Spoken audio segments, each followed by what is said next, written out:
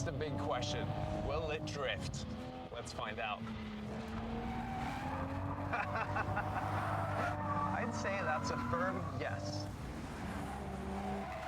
The most important thing you need in a drift car is a front-mounted engine and rear-wheel drive. The balance is next level, thanks to an almost perfect weight distribution. You can actually steer the car with the gas.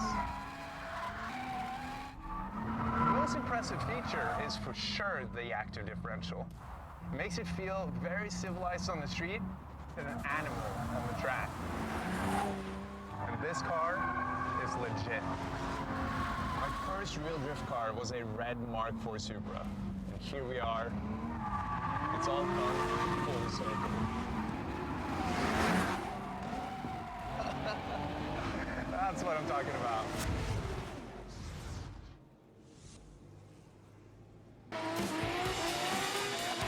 You know what's better than changing your oil with Royal Purple? Changing your oil with Royal Purple and not getting your hands dirty. Right now at O'Reilly Auto Parts, if you buy 5 quarts of Royal Purple motor oil, you will get a free box of Royal Purple nitrile gloves after a mail-in rebate. That's a $20 value. These gloves are awesome. I use them all the time around the shop or when I'm working on any one of my cars. And the best part is they're swipeable, so you can use your phone too. You know you gotta change your oil. This Royal Purple glove offer is available through September 29th only at O'Reilly Auto Parts. Sweet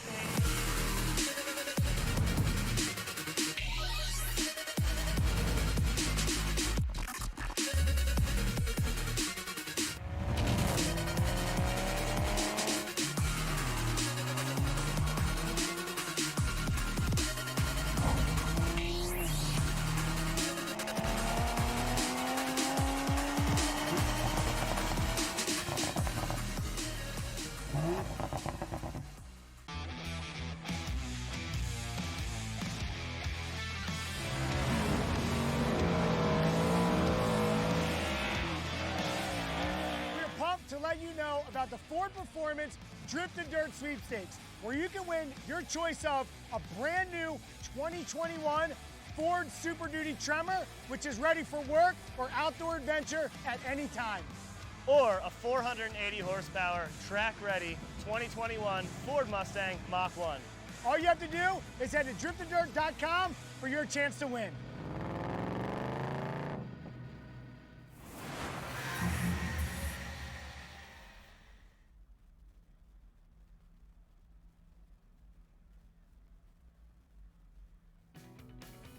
Formula Drift is brought to you by BC Racing, the official suspension of Formula Drift. Go for gold. And by Falcon Tire.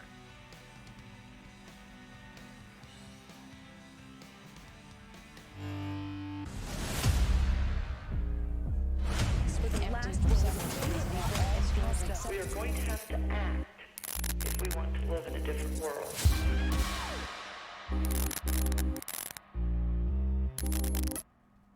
I am not to be compared to you. I am more easy, you trying your best to become me.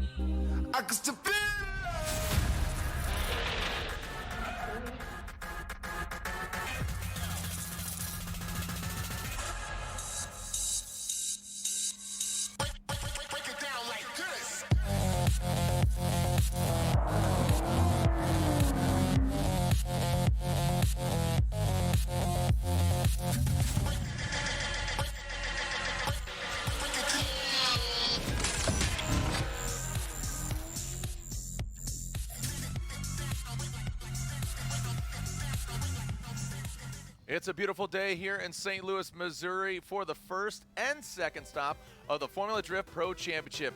We are at Worldwide Technology Raceway. Like I said, you can barely see a few clouds in the sky. It might be a little warm and even warmer tomorrow for round 2 of the Pro Drift Championship. Yesterday we had the first round of the Link ECU Pro 2 Championship. But man, it is a triple header. Again, yesterday, today, and tomorrow. The stage is set, and I'm your host, Jared Dienda, joining me once again. Great to be back here up in the tower with you once again as the judges are laying the lines and laying the groundwork for what they want to see. Ryan Sage, Jared Dienda. Ryan, great to be back here, and give me a little high five there, bro.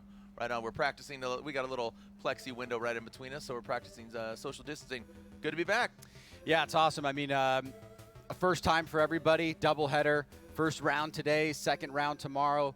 We put Pro 2 to bed last night in what was a phenomenal, probably one of the best, I would say, drivers field that I've seen in many, many years. And they just keep getting better and better. I mean, it was Pro 1 level drifting last night.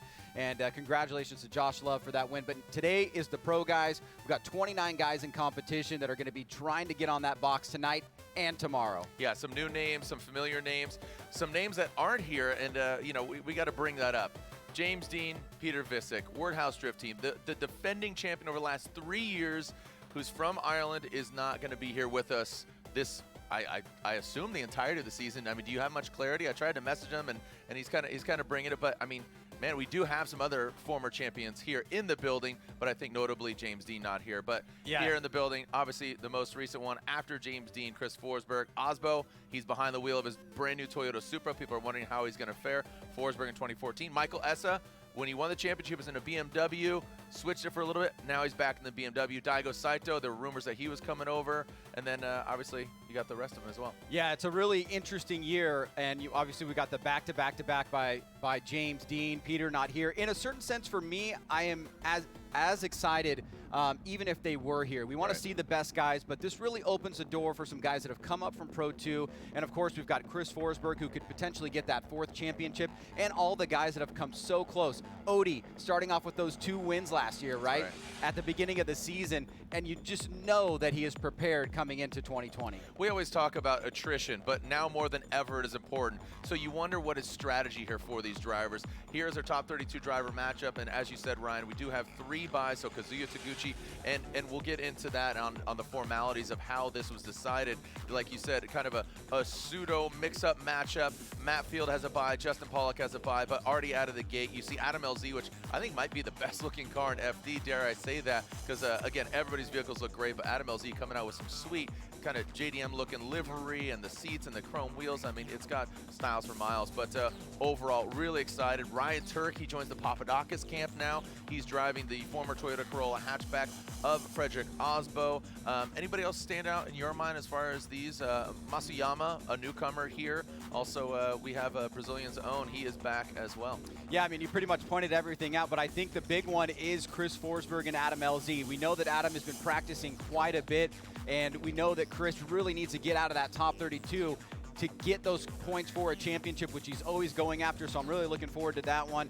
And just seeing some of those new faces. You mentioned Masuyama. He is an absolute beast. Yep. If people do not know who he is, he brought his car here from Japan, the car that he competes with in Japan. It is nasty, massive angle. He's quick, he's fast, he runs with a lot of grip. So really excited to watch him as well. Yeah, we're seeing quite a few S15s. And if you don't know, the S15, it never existed here in the States. But Adam LZ, Kazuya Taguchi, and Masuyama, as you just mentioned, really cool cars. Definitely competitive chassis. What engines they're setting, they're set up with, as opposed to Adam LZ has that 2JZ. We'll find out. But really excited, eager to be here, and eager to see just the action really unfold. So just overall, you can just kind of feel the excitement. Almost, I mean, it's been almost a year since we were sitting next to each other. Irwindale last year. Ken Gucci, excited about him. He debuts his new Toyota Supra. Dylan Hughes, brand new BMW, got that 2J, a lot of horsepower. You can see everybody social distancing down in the hot pits, and the setup's kind of interesting. They have their pit area outside of the racetrack, and Lorette Nichols down there wrapping out with some of the drivers, but then they have their hot pits down there in the section. Yeah, I mean, it's funny, we always have drivers with a rush to be completed in April for Long Beach, but many of the drivers were still rushing to get things done in September. Right. And that just goes to show you how challenging this whole process has been for everybody. But I know that Lorette is down in the hot pits. We should go check with her. Lorette, what are you doing down there?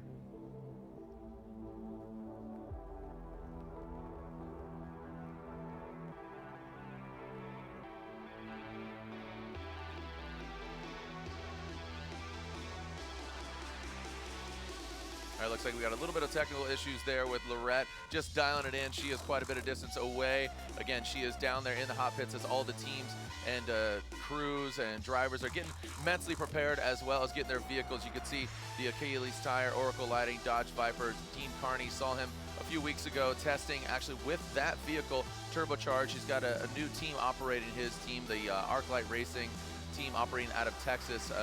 at the helm is Aaron Kaufman from Fast and Loud, so nice having him out here. But I know Lorette's really excited. I saw her this morning. She came in late last night, and she's chomping at the bit to wrap out with our drivers again, masked up, prepared to have all. She's been doing a great job as far as educating all our fans over the last few months with all the information there on Formula Drift's Instagram. Yeah, she's she has her own show, Inside Clips, and I think she's ready now. Is she ready? So let's go talk to her. Lorette.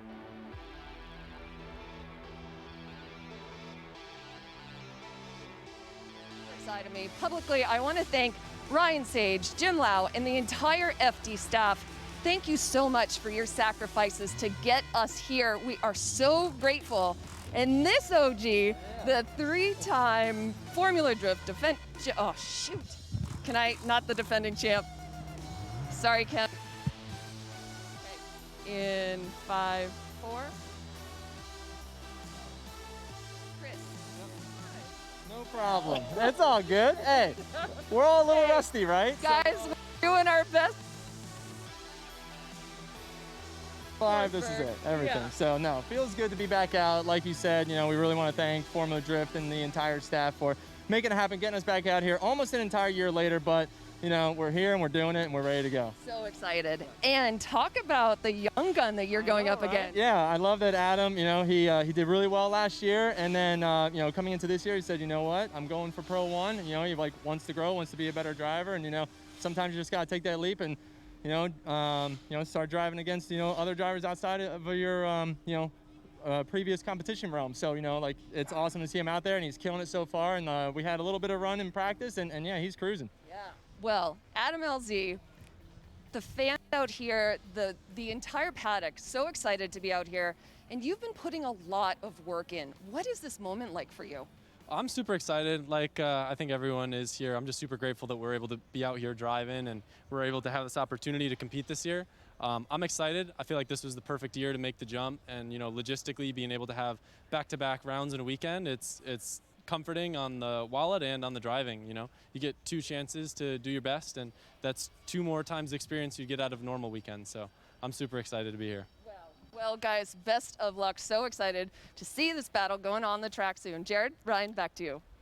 Thank you, Lorette. And yeah, we're going to see Forsberg and LZ do battle. We're going to go like 4th in, or actually technically the 3rd battle we'll actually see, because I believe the drivers did agree that even though they had a bye run, we didn't run the Pro 2 drivers a considerable amount yesterday compared to today, and I believe the Pro drivers will actually do their bye run. Taguchi, as we said, Matt Field and Justin Pollock, they will have their turn out on the track independently, but Chris Forsberg, Adam LZ, like Adam said, logistically it makes sense. He was going to stay Pro 2, but then if it's just 4 weekends crammed in, that is a concentrated time and opportunity to strike and jump up to the Pro 1 level. He did earn his license last year competing in Pro 2. Yeah, and for the guys that are going to be going through that in the Pro Series, attrition I think is really going to be a theme that drivers are going to have to think about. How much damage am I sustaining to my car in round 1?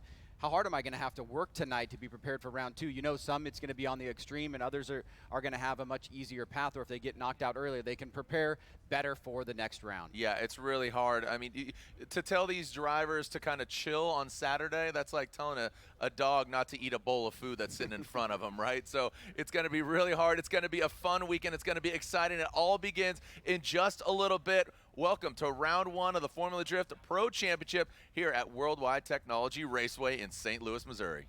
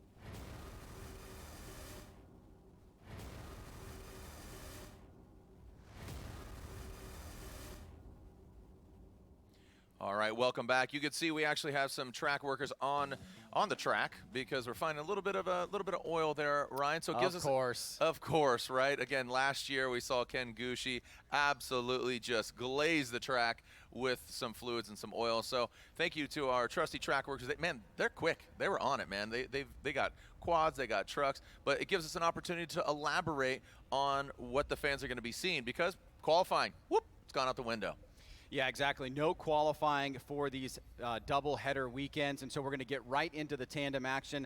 Let's talk a little bit about what the drivers can expect, what the fans can expect in this tandem format here this weekend. Obviously, this is a single elimination head-to-head battle event for today. The same will be for tomorrow. Each battle consists of 2 runs. The higher qualifier, so in this case, the higher ranked driver, or the higher number that driver drew at the beginning of the event, will lead the first run and chase the second. And then obviously for the judges, pretty easy decision, driver A, driver B, or one more time.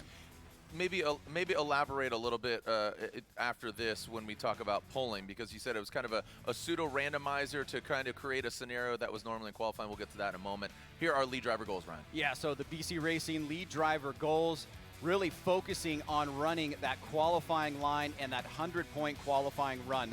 The judges are really putting a lot of emphasis on the lead driver to do that, and think about it if they were doing a qualifying run. Try to get as close to that 100-point run as they can. And then for the chase driver, initiate no later than the last initiation point, the 3-2-1.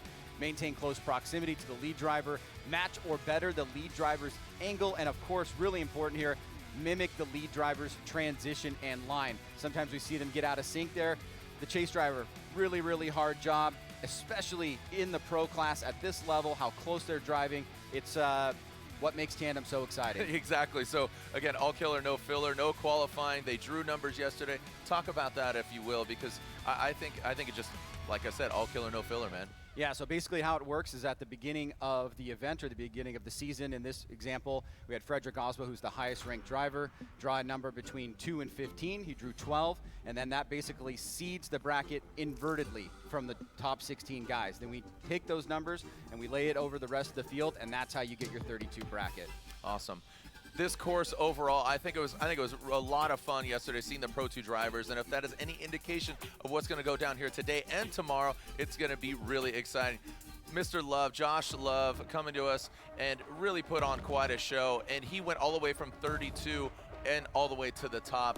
Loved it because at the podium he says, hey man, let's put on some Sugaree, which is a Grateful Dead track after that, so I'm stoked that he's a Deadhead. But it came down to Love and Hurst in the finals. Well, it was a really treat yesterday for me personally, because watching the Pro 2 series develop over the years, there's been moments of obviously frustration and aggravation from drivers and teams trying to figure out who are these guys that I'm going up against, right? And there's always that anticipation of, is this guy going to crash into me? Is he going to go off course? We did not see that yesterday. No. It was an incredible top 16, and Josh Love, who I coming into this I did not know a lot about, was a guy that found a way to win at the end of the day. Every battle, every one more time, he made it through. And the rest of the field that we saw, I am so excited to see how the future plays out for them over the remaining 3 rounds. And for those guys, it's got to be exciting. They're running on the same course that the pro drivers are driving on.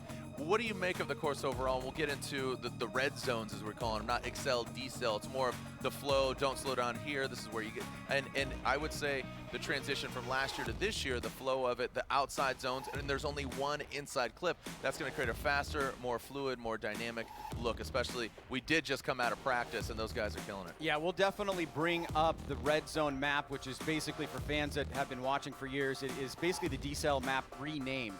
And what that indicates is areas on the course where we expect there to be a shift in momentum, usually down for the chase or for the lead driver. And that's an indication for the chase driver to know that they could possibly need to anticipate adjustments that are going on there. And the judges were very specific about, where they expect drivers to be on throttle, where they would like transitions to happen, how they would like them to initiate, but also still leaving it open for individualism and driver style. But we know that that the red zone or decel areas always come into play when we're talking about fault for contact, right? That is like the biggest thing in the sport is fault for contact and being able to have the drivers understand whether or not it was their fault, whether they were slowing down too abruptly in a non-decel area or whether they were really decelling too strongly in a decel area where it wasn't the appropriate kind of deceleration. So all the fun part of drifting that we have to go through, the interpretation, talking about it, it's about to get kicked off here as we get into the top 32. Yeah, the judges set the parameters, but I like what you said about creating your own style. I like to call it X factor. It's just that differentiating style points that you have as opposed to your competitor. I mean, Formula Drift, 17 years has been around here. 2020, man, it's crazy. And Ryan, we've been doing it since day one, 2004. And let's just call it a legacy. So here's a look at the Formula Drift legacy. Drifting is an outlet for people to show off how they want to drive a car. Currently it's a sport. This is kind of like a lifestyle, a very young lifestyle. It's not as old as all the other car-related sports. It's very new. I think it's something it's very current. It's very young. It's really hard to count one thing because honestly I've been drifting for 12 years now. It was always my childhood dream just to compete, not even professionally, and drive these amazing cars, and now to be able to do it full time as my job is beyond a dream come true. My favorite thing about being a professional drifter is the reward of driving. Like, driving to me is always the best part, absolutely. There's a ton that goes on behind the scenes, but it all makes it worth it when we get out on track and I get to drive.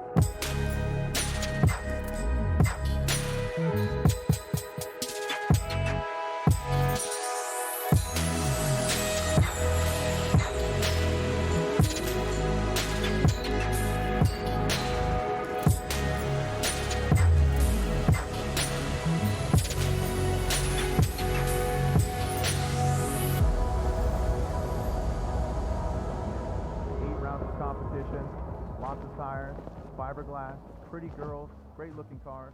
The formula is Formula Drift. I'm pretty old, and this is what I've heard before. I mean, I heard that, drifting started in the mountains in Japan where people were just messing around, but that actually came from road racing and grip racing. They saw cars sliding sideways because they were going too fast and they were trying to fix themselves. And somebody thought that it looks cool, so let's try it, and they started to do it purposely. And many, many years later, somebody, decided to make it a competition. It became kind of like a sport or a hobby within that time. Then it became a competition. So it's like an ongoing thing. It's an evolving sport. But from where I'm from in Japan, they're very traditional, where I think the aftermarket of cars, what they sell and what kind of cars they have, makes a big effect in how the form of drifting changes depending on the country. So like, let's say in Japan, you have a lot of the cars that the guys drive up to the track with plates. They're registered, so they're supposed to be road legal. They have a lot of bolt-on parts, and then that was maybe a trend that they had in the 90s where all the bolt-on parts from Japan was highly used all over the world. And also the earlier stages of professional drifting in the US, I've seen a lot of cars that were very traditional Japanese style.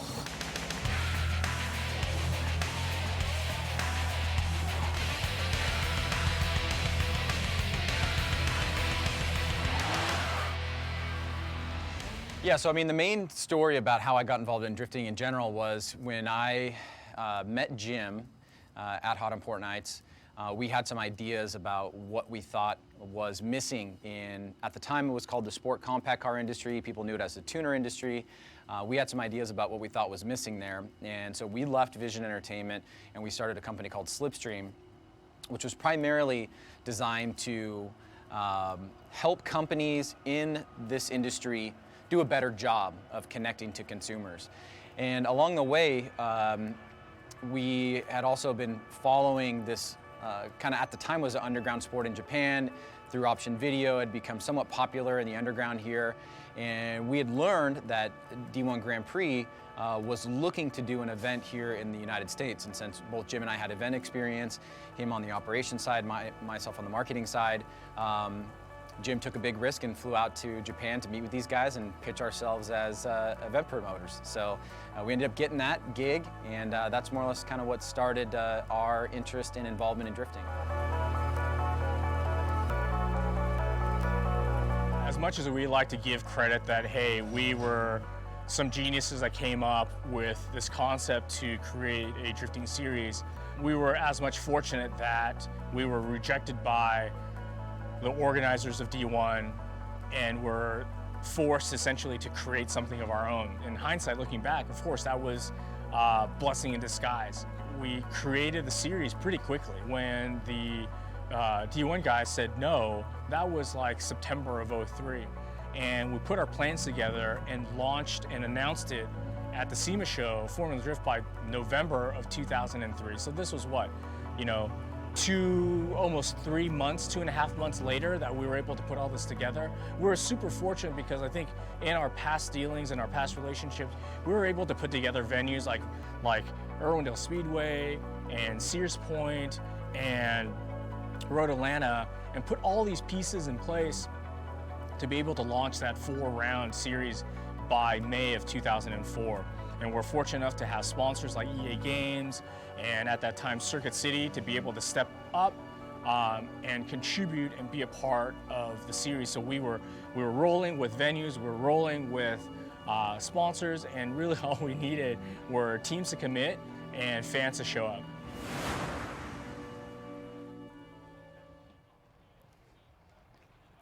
Well, hello guys, back in the pits with Frederick Osbo, our 2019 Vice Champion. So Frederick Osbo, you are in the brand new 2020 GR Supra. How's it running out here? The car's running great. I mean, it looks great, I think. We haven't had a single hiccup. But right now, what we're trying to deal with is, first and foremost, shaking off the cobwebs. You know, it's been a while since I've been competing now. I got a lot of seat time in the off season in the winter, but that's now 4 months ago. We're doing that, trying to get comfortable, but we're also doing a lot of setup changes. We've been practicing and testing a little bit, but that's a far cry from what we need out here on track against this stiff competition. So suspension and boost changes and sway bars and everything. And that's the process that I love, because you're really using your brains. You know, Steph and I are working together, Sean and Mario on the car, and I love that steep learning curve. So right now I'm having a lot of fun being back out here. Good. And there's so much going on, and with the adjustments that you're making to the setups, and you battle through that. It's kind of an unknown for all of us, right? So we can only go out there and try and do the best we can. And in between practice on Thursday and practice today, I'm starting to feel better and better and better. Car has tons of potential. This is, for me, is a dream come true. And I think the biggest thing right now is the feeling of being back with the band, because this is not a given. I know Formula Drift has made tons of sacrifices, making it possible for us to come back. So it's just a feeling, a humble feeling of being back on track here. Yeah, I agree. Couldn't agree more. Well, thank you so much, Frederick. Guys, back to you. Thank you so much, Lorette, and thank you, Frederick Osbo, and good luck to you, man. I think the car looks great. The Supra, a great addition to the Formula Drift family, not one, but two. Earlier today, I was kind of stoked. I liked Freddie's video where he talked about, I saw it yesterday, I don't know if it played today already, but he says, this has gone full circle, man. He started out, when we saw his debut, that was at the Drifting World Championships. Yeah, Chucky. Chucky, and that vehicle has gone on to see more days in Pro 2 competition. Don't know where it's at right now, but I love that he's always, you know, loved the Supra and now gone full circle, and here he is in the newest edition of the Supra, both him and Ken Gucci. But I thought it was cool earlier in practice seeing Rad Dan, who was in, you know, an old Supra, and him following it up in his brand new Rockstar energy drink Toyota Racing Toyota Supra. It's hard to think of another motorsport that has, you know, that kind of diversity of, you know, an older chassis from a very, very long time ago, and hypothetically could be meeting in competition, probably will meet in competition at some point, and it's really cool visual there. Right, yeah, and just the lineage there and the history, and you talk about, I mean, shoot, you look at Odie Box's vehicle, S14.5, the last year they made that was 96, 97, I mean, even S15s are almost 20 years old, you know, so you look at what's going on, and they're still competitive. I mean, when Dai Yoshihara won the championship in the S13, that vehicle was, you know, 20-something years old, almost 30 years old. So yeah. it's cool to see that,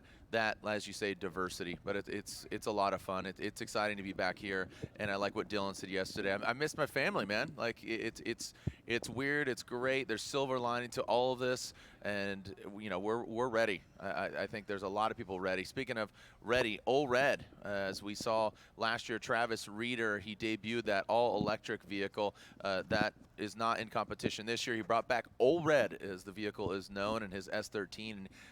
His girlfriend is his spotter, and I know he gets a lot of support from his family. And I hosted those high octane things on Instagram on video, and we had some great conversations. And his grandma was messaging his mom, and they knew it was great. So it's cool, man. It is a true family. So we got the chrome nose and the gold nose of the two RTR Mustangs. But let's go further into a driver that Lorette just had some words with. Let's go further and find out more about the Norwegian Hammer, aka Fredrik Aasbo.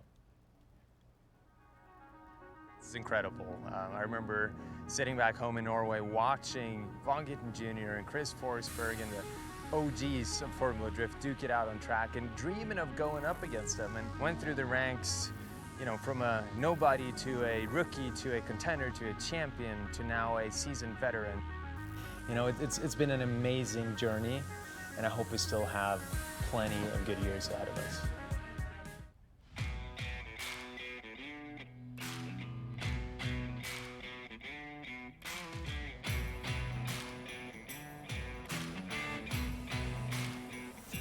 So we're in Texas. Made it to Texas Motor Speedway. It's a beautiful day, scorching hot, and still great to go out there and, you know, put some laps down and chase some of your buddies. Yeah, I think this weekend is the deciding weekend for the rest of the championship. So fingers crossed for a good result here in Texas. Practice is about to start. Better get out there. See you guys in a little bit.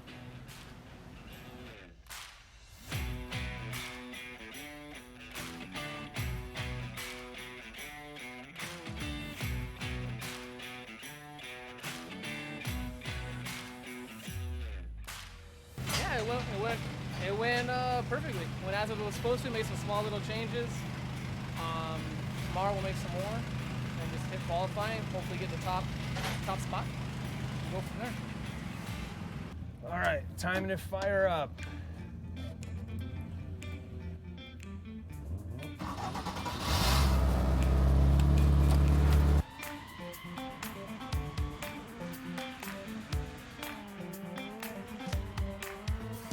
Yeah, second qualifying run was better. Felt really good getting that out of the system. Improved the score by 5 points. Still not nearly perfect. So got to go back to the drawing board, you know, and keep working and seeing what James and some of the other guys are able to do. Go out there, put down a 99, and then back that up with a 100. It's impressive. And, you know, it gives me a lot of inspiration seeing that and drive to try and get to that level.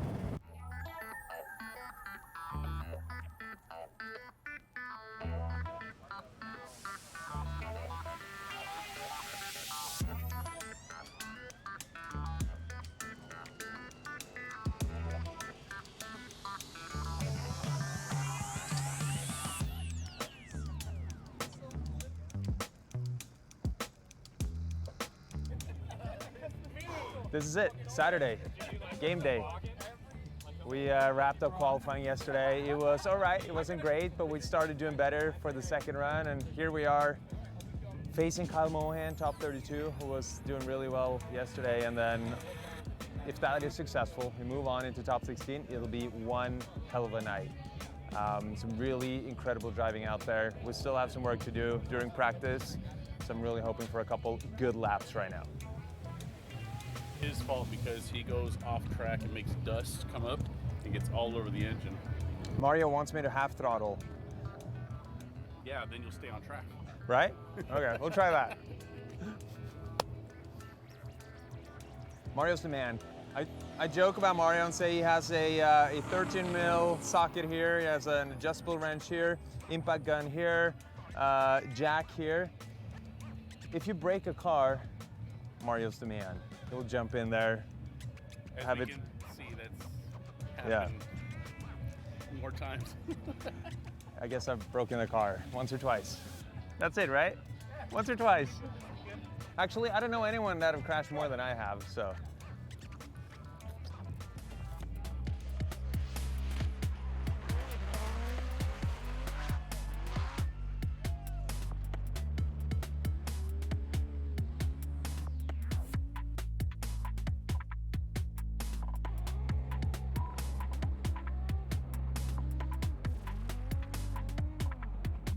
hot out there. It's like, I feel like I'm losing a couple pounds every time I'm on track. It's so darn scorching hot inside the car, but it's all worth it. It's starting to click now. We're getting better with our lead runs, being able to get around that inner clip without checking up too much, having a lot of fun. Yeah, so this last practice before we finally go into the eliminations, we're working on the fine tuning of the car. So I'll watch the car out there, and then Freddie will tell me his feel for how the car is acting, and we may make like a tire pressure change or like maybe an alignment change to the car. So I may see something he needs to work on, and then so I'll talk to him about that over the radio, and then we'll have a little conversation, and he'll work on fixing that for the next round. Or ideally, everything's amazing, and then we'll give him a little high five through the radio, and he's good to go for the rounds. All right, well, we'll see. Good luck. Yeah.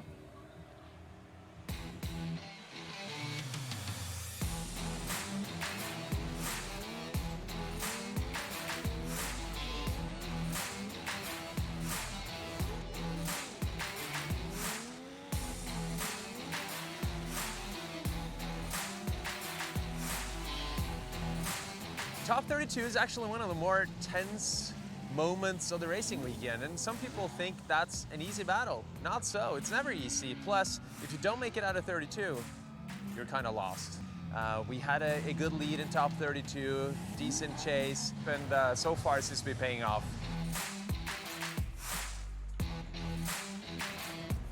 Yeah, we're trying to look at the competition we're up against.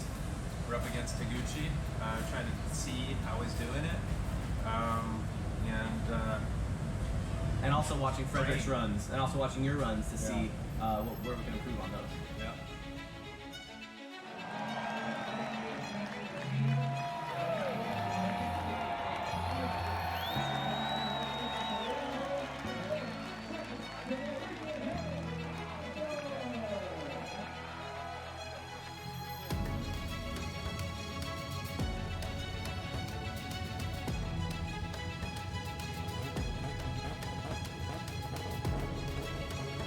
Just did our opening ceremonies here for an absolutely full, I guess, 3, 4, 5 grandstands here at Texas Motor Speedway. It's amazing seeing so many people out here, came out in droves.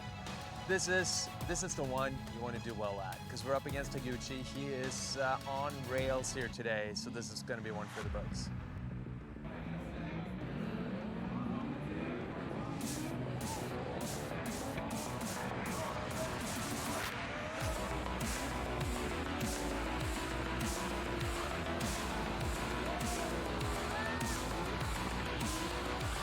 Oh my God, nail biter. I've been so nervous for this battle the entire day. And Taguchi really brought it. I knew that I had to bring my A game. I knew that I had to drive it 100% if we were to have a chance to move on. Gave it everything I got, really trusted Taguchi. Had a slight hiccup coming into turn 2. I got into him, hit his tire. Would you? It was by the, what do you call it, by the grace of God that I didn't fly into the air there, because 2 tires touching like that is not a good thing, but we scraped through. Yes. Finished off the run, really good chase run. It was enough, we move on into the top 8.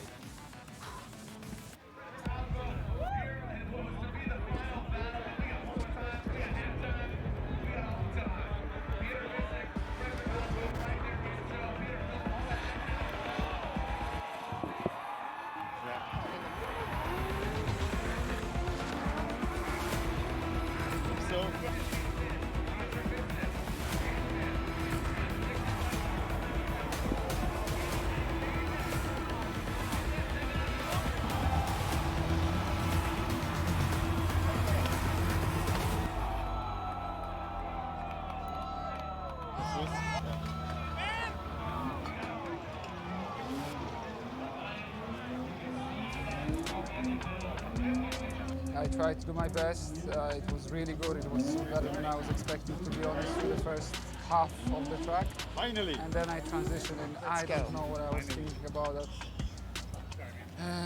Unfortunately, I want to apologize Freddie and whole his crew for mess what I created. I really feel bad about it. I also feel bad about my crew, because now they will have to struggle with what I left with my car. So. Over here, Kevin. Kevin, what's time situation? Yeah, thanks. Love it. it. You guys. Like, let's say we can fix it. How much time do we have to do it? This side is worse. This side is worse. This is the situation. This is a gearbox problem. I'll get it on there. Got basically like one battle. So they're going to come live down to us. Plus 10 minutes. No, wouldn't have to. Where's Mario? Got it. So 5/16 nut driver. Well, some exciting things already unfolding, Ryan. And you know, it wouldn't be Formula Drift if we didn't get a little oil on the track. So thank you for your patience as we were to begin. But one of the vehicles, don't know exactly who, but oil hit the track, cleaned it up. So Ryan, the protocol here is that we're actually going to allow a sight lap because this is something new that they didn't see in practice. So when we see not just one vehicle but two vehicles line up, well, and you could see right there, you could see all of the basically like oil absorbing material that is has been cleaned up. So the order of operations here is we're going to jump into top 32, and we do have some buy runs. But now I'm going to throw it down to our homegirl on the ground, Lorette Nickel. Lorette. Yves Meyer in his rookie pro season in the HGK build, unfortunately was spilling some oil. Nothing. To mess up your practice runs. Yeah.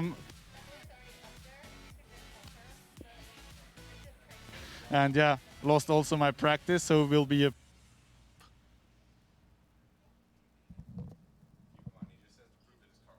Chelsea. All you right, know, so as you said, I'm in my rookie season, so if I can improve my style and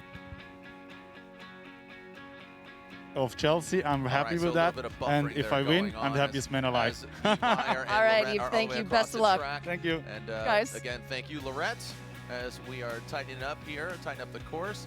And you got to think, Ryan, what's going through the drivers' minds? They're ready. They're eager. They've been waiting almost a year for this. And hold on. Yeah, and tough break for Yves. Obviously, you know, that's not what he wanted to do for his vehicle and not what he wanted to see in, you know, getting a delayed start here.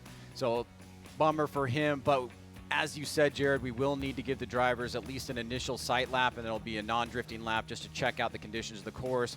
We tarred it off. We burned it down. It should be pretty good, but, you know, the drivers really want to make sure that they can give the full performance. Okay, and I believe we were supposed to see the buy runs, but have not. There he is. Yes, so Kazuya Taguchi, this is his buy run. He, with that slot, like you said, Ryan, pulled the card there with Frederick Oswald being the highest ranked driver in attendance, and it bears repeating. You know, I have James Dean Yves. and We can Peter do it Visick again. is not here, so as Kazuya Taguchi slotted in that #1 spot, so him, and later on we'll see Justin Pollock and Matt Field with their buy run. So Kazuya Taguchi, great to see him back out here. I know he was campaigning at GTR for a few years, and then now jumping the S15, he just looks really dialed. Last year he was really coming on strong. He's going to be one to watch here that is making a name for himself over the past few years. So the Up Garage GT Radial S15, this will be a buy run for him, and he'll advance on the top 16. He's going to go against one of the two competitors that is in our first battle of the Pro Championship of the 2020 season. But here goes Kazuya Taguchi on his buy run. You can see the crutch pop there, the signature trunk holder for Matt Field and his team. Here comes Kazuya Taguchi in his buy run. Official turn and burn, the first run, Ryan, of the 2020 FD season. Well, we know this part of the course is perfectly fine as Taguchi gets an opportunity one last time to get a feel here, and right here is where that oil's down, but you can see it's on the inside of the line, so at least if drivers are driving on the correct line to the outside zone, it's not going to have any impact, but it does look like that they did a pretty good job of cleaning that thing up and keeping the grip where we need it to be in order to have some good drifting here in a very important part of the course, Jared. Yeah, and you could see where exactly that spilled. So it looks like, as we spoke to Yves Meyer earlier, that it was coming out of the front end. So he had a good line there, you know, if it's any default, and that is going to be on the front tire. So Ryan Littoral warming up his GT Radial tires, rounding out that GT Radial trio. Travis Reeder joining them as well. The Power Stop Brakes GT Radial 350Z, and saw this vehicle out at Grid Life a couple weeks ago. A lot of testing and tuning before jumping into the 2020 season. So Ryan Littoral, it's about to get lit, literally, from Ryan Littoral. And he's going to be going against another Nissan Z, both gentlemen V8s, and that is Jeff Jones. So Mr. Jones going to be jumping up there as Ryan Littoral waits patiently on this start line. There's Jones, the Edelbrock Power, Doc 370Z. That burnout box just on the other side, on the inside of the track. So this is their sight lap here for Ryan Littoral. Throwing some more heat in the tires as a... Yeah, I don't think Ryan wants to really drift this, and we're telling them not to because obviously these tires have a hard enough time holding up to 2 laps. So this is really just about checking the surface in that area and feeling confident about it. Right. And it looks like Ryan is passing through that outside zone. He's got a good look at it there. All right, we are practicing social distancing here as, again, wearing masks. You do need to wear your mask at all times in the paddock area, and you will not be served if you're here in the building for food and drink.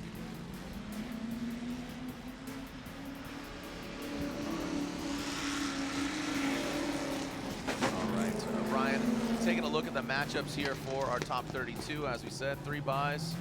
Yeah, lots of great matchups there. You can see some of the new guys coming in. Tyler Nelson, Yves Meyer. Got Farouk back in the mix. Joao was able to make it in from Brazil. Of course, the big matchup there between Chris Forsberg and Adam LZ.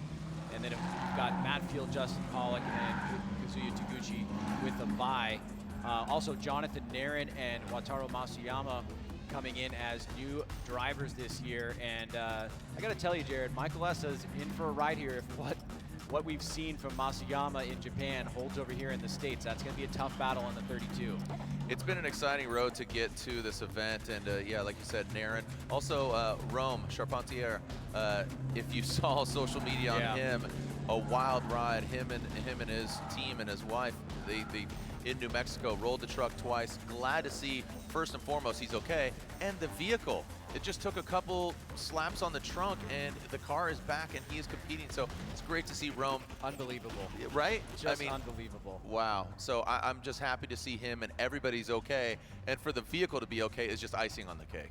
Yeah, I mean, the fact that they made it out of that and they were able to get here and that nobody was seriously hurt, just a miracle, man. It was crazy. Yeah, I love the camaraderie, and I've heard some stories kind of unfold about it. I can relate to this. Me moving and my family, Arizona, California, we actually got in a truck accident as well, and the camaraderie of coming from the drifting community and the motorsports community has been tremendous. So I can definitely attest to the family that does exist, and like Dylan said, getting the family and getting the band back together, and we're about to rock and roll here. Speaking of the band, Jeff Jones and Ryan Littoral. Ryan Littoral will lead. He got that number 16 spot. Jeff Jones in the 17th spot. Again, that was all based off of pulling the 1 and then going to the ascending. So Ryan Littoral will have the lead according to that. Ryan, both V8 370 or 350Zs. This looks like Jeff Jones backing up as Littoral waits patiently. Jeff Jones maybe want to put another little heat cycle in there. No, I think they are waiting for us, and so Jeff Jones back off the line, and you may want to put some more heat in the tires. But that's your matchup right there. Ryan Littoral and Jeff Jones doing battle. Who you got, Jared? This is a toss-up between these two guys. Ryan Littoral definitely has an X factor sometimes. It can bite him if he goes in too hard, and I've seen him do that. And Jeff Jones, the same thing. I mean, you've deemed him the relentless one, and he is relentless. He's just tenacious. He wants to get out there. He wants to put on a show for his wife, and his dogs are at home watching as well. I know they're big dog lovers. But Ryan Littoral from the Riverside area, and excited to see both these guys from Southern California put it down for the first time here in the 2020 season. Hashtag FDSTL. Shout out to my family at home. Thank you to the Deenda clan back in California watching. So here we go. We're about to send it for the first time in the Pro Championship head-to-head battle. Ryan Littoral will lead. GT Radial Power Stop 350Z. Jeff Jones giving chase, and that Doc Edelbrock 370Z initiating that first outside zone. There goes Ryan Littoral. Let's see how the transition goes. Jeff Jones not allowing any room. Oh, from that angle you see quite a bit of room, and now it looks like he tightens it up. Now into the third outer zone. Oh, barely dipping that GT Radial into the dirt. Maybe even just hovering, little hover hand into that final outside zone. Ryan, great way to start our 2020 season. Yeah, two evenly matched drivers here, very close in the rankings coming out of 2019, and a good kickoff here to the first round of the Pro Championship as we see Ryan Littoral and Jeff Jones do battle. We'll take a look at the replay here. Both get out of the gate right around the same time. Littoral gets a nice initiation early on, just right at that second standing cone, but look at Jeff Jones diving in right there, staying on that line. Great job by Jones to keep that proximity on. Littoral filling that second outside zone. Jones surging now, pushing to the outside as Littoral. Great job, but look at Jeff Jones keeping the pace on. Incredible job there as Littoral goes into the zone, fills it at the beginning, comes out of it a little bit in the middle, but then stays deep towards the end. But Jeff Jones, what a great job of chasing here, managing that smoke line, just keeping out of it just so he can kind of see where he's going and see the mirroring of the transitions there, Jared. Incredible job right there by Jeff Jones in the chase position. All right, let's alternate the order. Jeff Jones will now lead, debuting that new livery, and Ryan Littoral. Both these guys, great looking vehicles, looking good. They've had an opportunity to really test and tune, get their cars dialed, and here it is. Like Osbo was saying, just overall, just, you know, getting the cobwebs out, shaking them out, getting ready, the cars dialed, getting the mind right. Here we go. Jeff Jones out front. There are the 3, 2, 1, initiate, boom. There you go, Jeff Jones. Looks like he dips that back right just a little bit into the dirt. Now coming to that one and only front clip, tightens it up. Ryan Littoral just barely tapping it. You can see that separation there between Jones and Littoral. Now how are they gonna fare in that final outside zone? Look at Littoral lunging forward. Jeff Jones, a lot more fluid on the front end of that battle. Well, not an easy one right out of the gate, right, Jared? Definitely a good one to watch for us and the fans as we see Jeff Jones and Ryan Littoral switching positions. Going to the replay now. Let's take a look. Jones out front, nice little initiation. Gets deep into that zone. Littoral behind him, trying to stay as close as he can. He surges right here. This is where we see drivers bunch up, and then Jones gets a good jump out of the inside clip, pulls some separation, and you can see that Littoral was on a tighter line there in outside zone 3. He takes a slightly tighter line here to gain proximity, and that was probably a good move. But let's watch Jeff Jones lead run. He fills that second outside zone completely. Nice fluid motion into that inside clip, pushing out wide here, and he's able to get the entire zone. This is a solid lead run from Jeff. Putting the car in the right places, and he went a little bit deeper into that final outside zone and stayed on a consistent line. So is that enough for Jeff Jones to get the first win of 2020? You can see Jeff Jones just kind of tempering it and more fluid, you know, especially on that last outside zone and the chase position. And we were talking about it yesterday, and you saw in Pro 2, if you start to lose some ground at that halfway point, essentially that one and only front clip, that's going to throw you off the back half of that run. So here we go. We have Ryan Littoral or Jeff Jones slide him left for Littoral, right for Jones, and it looks like Chris Ewell, our new judge here, siding with Ryan Littoral. One more time from Ryan Lontaine and Brian Edgar, our final judge, and it's a split decision across the board. So we got Littoral, Jones, and a one more time. They're going one more time. There's Mr. Sopa giving them the universal hand signal for one more time. So they're going at it again, and Ryan, I truly agree. Different angles there, like I said, on when Jeff Jones was in the chase position, it looked like he was really close to him. You changed angle, and there was quite a bit of distance between the two. So getting all the different angles, getting the perspective for the judges to really digest both runs. Lead versus lead, chase versus chase. It is not an enviable job, but it is, you know, you got to scrutinize it. You really got to split all the hair. So again, we got Chris Ewell, we got Ryan Lontaine, and Brian Egger. Brian, down to you real quick, talking and wrapping out with you. What do you think of the 2020 season? It's great to see you back here, and just overall, like I say, it's an unenviable position, but it's also exciting too. It is, and I'm just glad to be back. It's somewhat normal by being here, and it takes our minds off things, but the drivers this year, I think Pro 2 really stepped it up yesterday. They progressed a lot over practice over the weekend, and then yesterday threw down some amazing runs. The guys did great. Pro, as always, puts on a good show, and I feel like that first battle is just a testament to how well everyone still is for being a little, I guess, out of the loop since it's been almost a year since we last had an event. Right, pretty crazy. If you would elaborate on why you sided with Jones, right? I believe you went with Jones, and your other judges went one more time and with Ryan Littrell. I did. It was actually a really close battle. They both had similar mistakes on the lead runs, which were good. They both dropped a tire. Other than that, they did pretty much what was asked. It came down to basically the chase. I think they both made mistakes in outer zone 4, but Jeff Jones' proximity was a lot closer throughout the duration of the run. And also he had really good mimic with transitioning with the same time as Littrell did. All right, well, thank you so much, Brian. We'll get some insight from you. Speaking on behalf of the judges, again, Chris Yule, a new judge here in the 2020 season. Robin Ishida was to join us, but him residing in Japan didn't want to risk having a quarantine either coming over here or going back to Japan, because he does double duty with Formula Drift Japan and Formula Drift here in the States. So Brian Eggert speaking on behalf of our judges. Ryan Lontaine coming back for a multiple season experience as well. So Michael Essa, as I said, a former champ, behind the wheel of his BMW. He is going against an FD rookie, Masayama, out there in, you can see the Buy Now Japan S15. Ryan, have you seen him compete at FD Japan? I know you've spent some time over there, and you've seen it. And oh yeah, I've seen him compete plenty, up close and personal in the booth, in practice. He is no joke for sure. If you don't know him, get to know this name. He is going to be a definite threat this year. He's a top 3 driver for a number of seasons in FD Japan, very close to a championship. He's got a few wins, and that car right there is the car that he competes with in FD Japan, brought it over here, and it has got a really incredible way that it drifts, and the angle that he's able to hold is quite amazing. So I'm hoping we're going to see some of that here today. But of course, he's got a champion in front of him right now. Yeah, Michael Essa, very fluid, and he's one of the quickest drivers through the course, but keeps it very smooth. And I gotta imagine Masayama definitely has that kind of J style, and you can see it right there with that nice flick, drops into formation. But Michael Essa powers his way through that third outside zone. Masayama falling back a little bit there, and a correction from Masayama as he goes into that fourth outer zone, Ryan. And, you know, different styles, you know, going over to FD Japan even a few years ago. And totally different tracks, too. Yeah, different style, you mean, of tracks. Yeah. And driving setup and everything. For sure. Yeah, well, both things, like style, driving style, and also tracks is definitely different here. Let's take a look at this here as Michael Essa gets a nice jump on the initiation. Masayama does follow him with the correct line there, trying to gain some proximity to get into that second outside zone.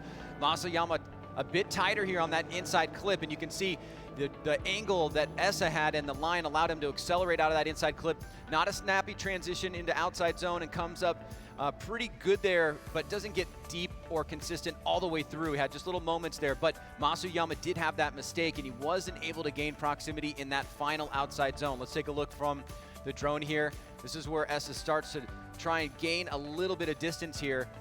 That transition back around, you can see he was right on the inside, and then he got deep, but Masayama was on a tighter line, so it may be nullified there as they switch things up with Wataru Masayama going to the lead and Michael Essa chasing him down. And this is where it gets interesting, Ryan, because Essa and Masayama have never competed against each other before, because Masayama's a rookie.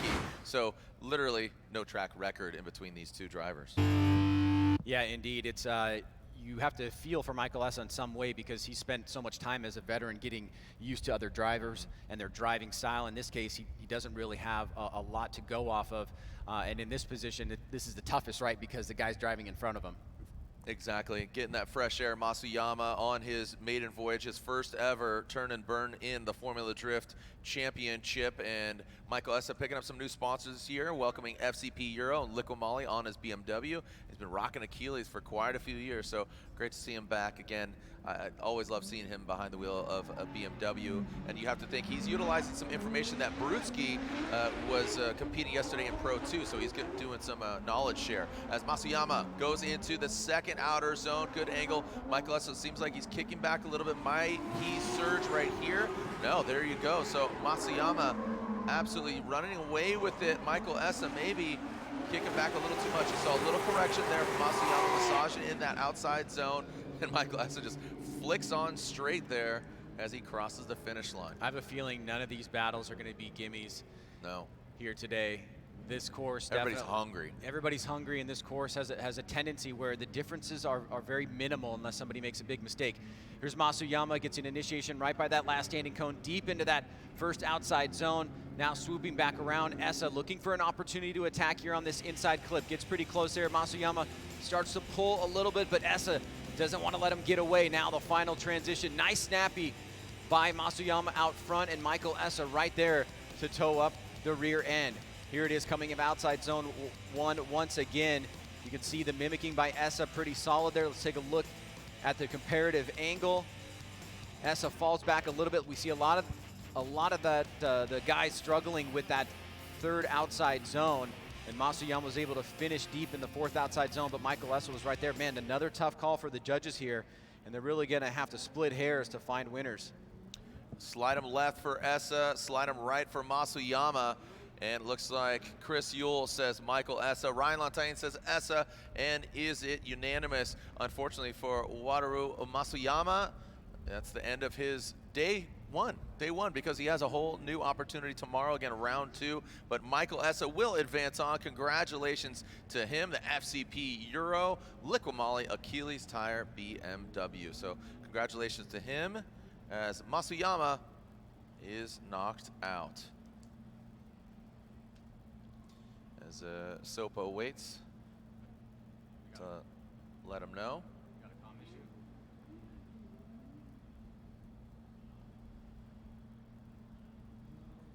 And our next pair are on the start line. Yeah, Essa.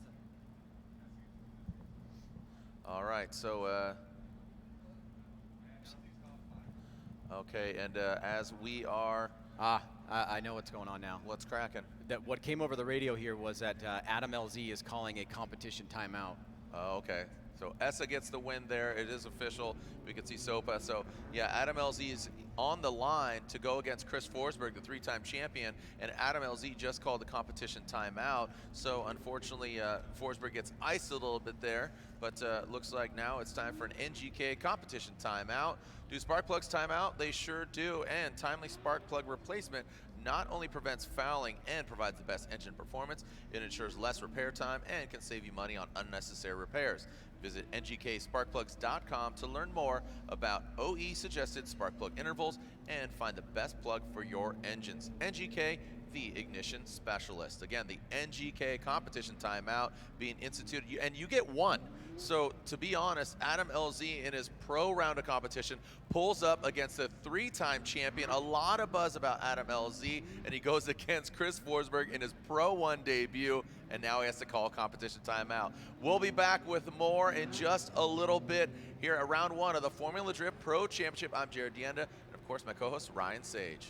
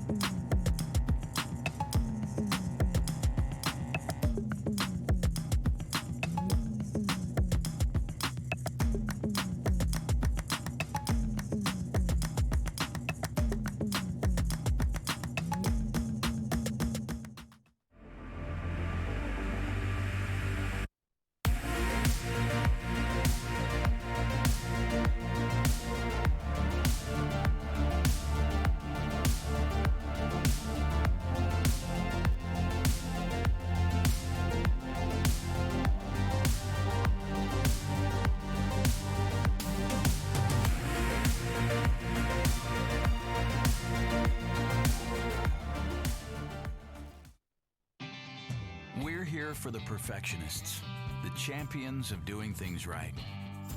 Whether they're in the shop or in the driveway, they trust O'Reilly Auto Parts, because good enough won't cut it here. For over 50 years, we've been helping perfectionists get exactly what they want and exactly what they need without compromise, turning that problem into a problem solved. O'Reilly Auto Parts, better prices every day.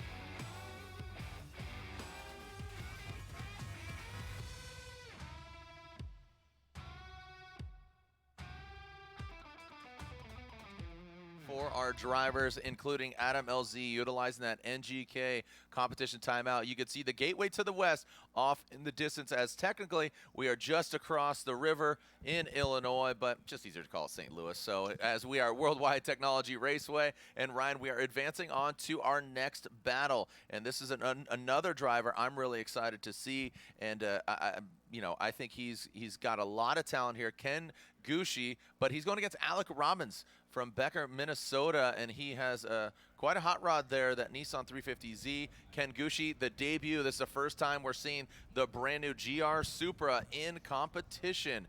The Greddy Performance, Toyota Racing, Toyota Corolla, Toyota Supra, as I just mentioned. But excited to see how Ken Gushi throws down Achilles tires on the corners. And here we go, send it, fellas. Big jump there.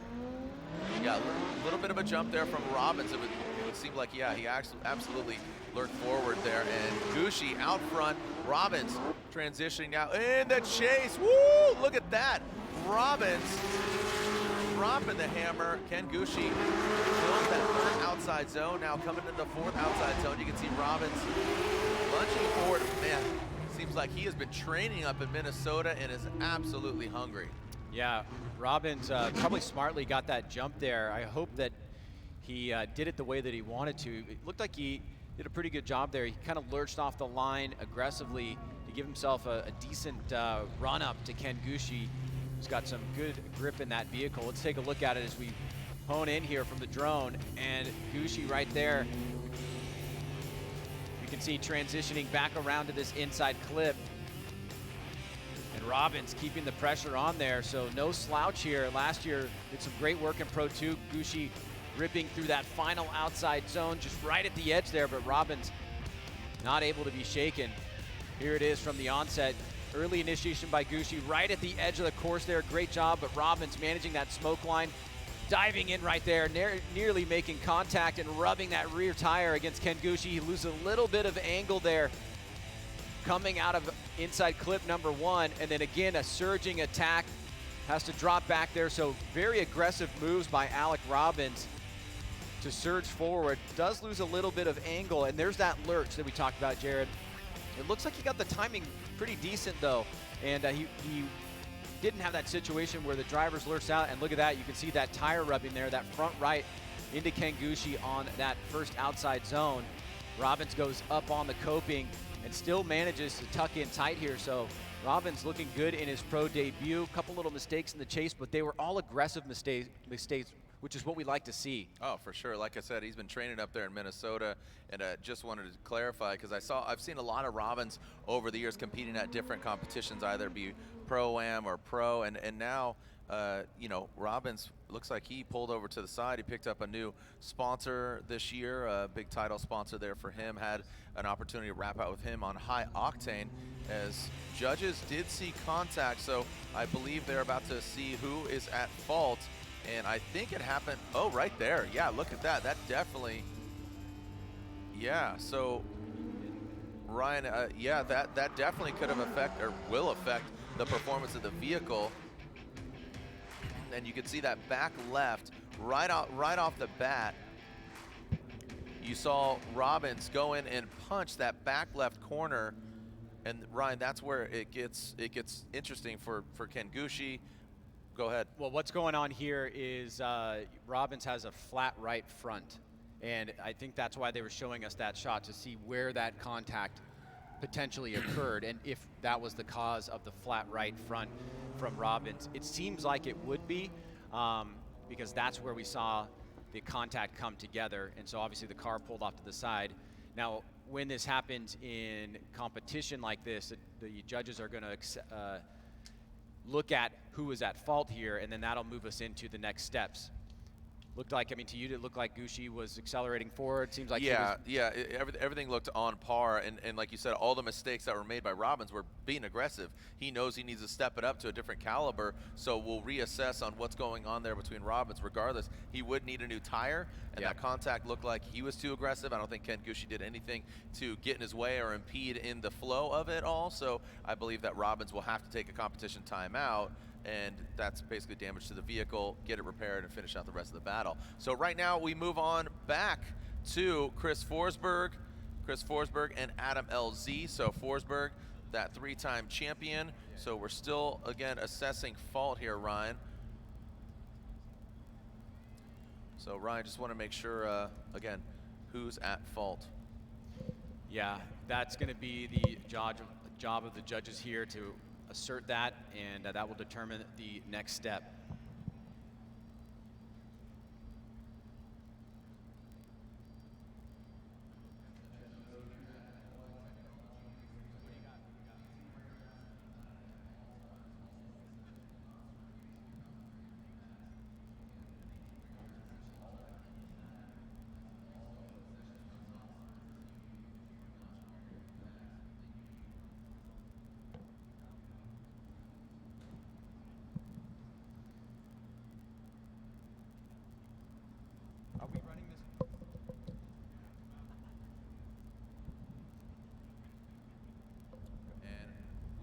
Set up here, Chris Forsberg, Adam LZ. Look at this, Formula Drift rookie Adam LZ, a big YouTube star and sensation. His car collection is absolutely insane. Chris Forsberg's car collection is insane, but he's been drifting since day one. A veteran versus a rookie.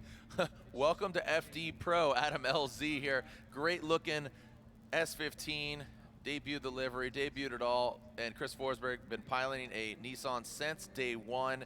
He is running the VR engine under the hood as Adam LZ with the 2J under the hood of his S15. Here we go, Forsberg out front, Adam LZ in that chase position. Like I said, welcome to pro competition, Adam LZ. There you go, Chris the Force Forsberg coming into that front clip. Brings it right around.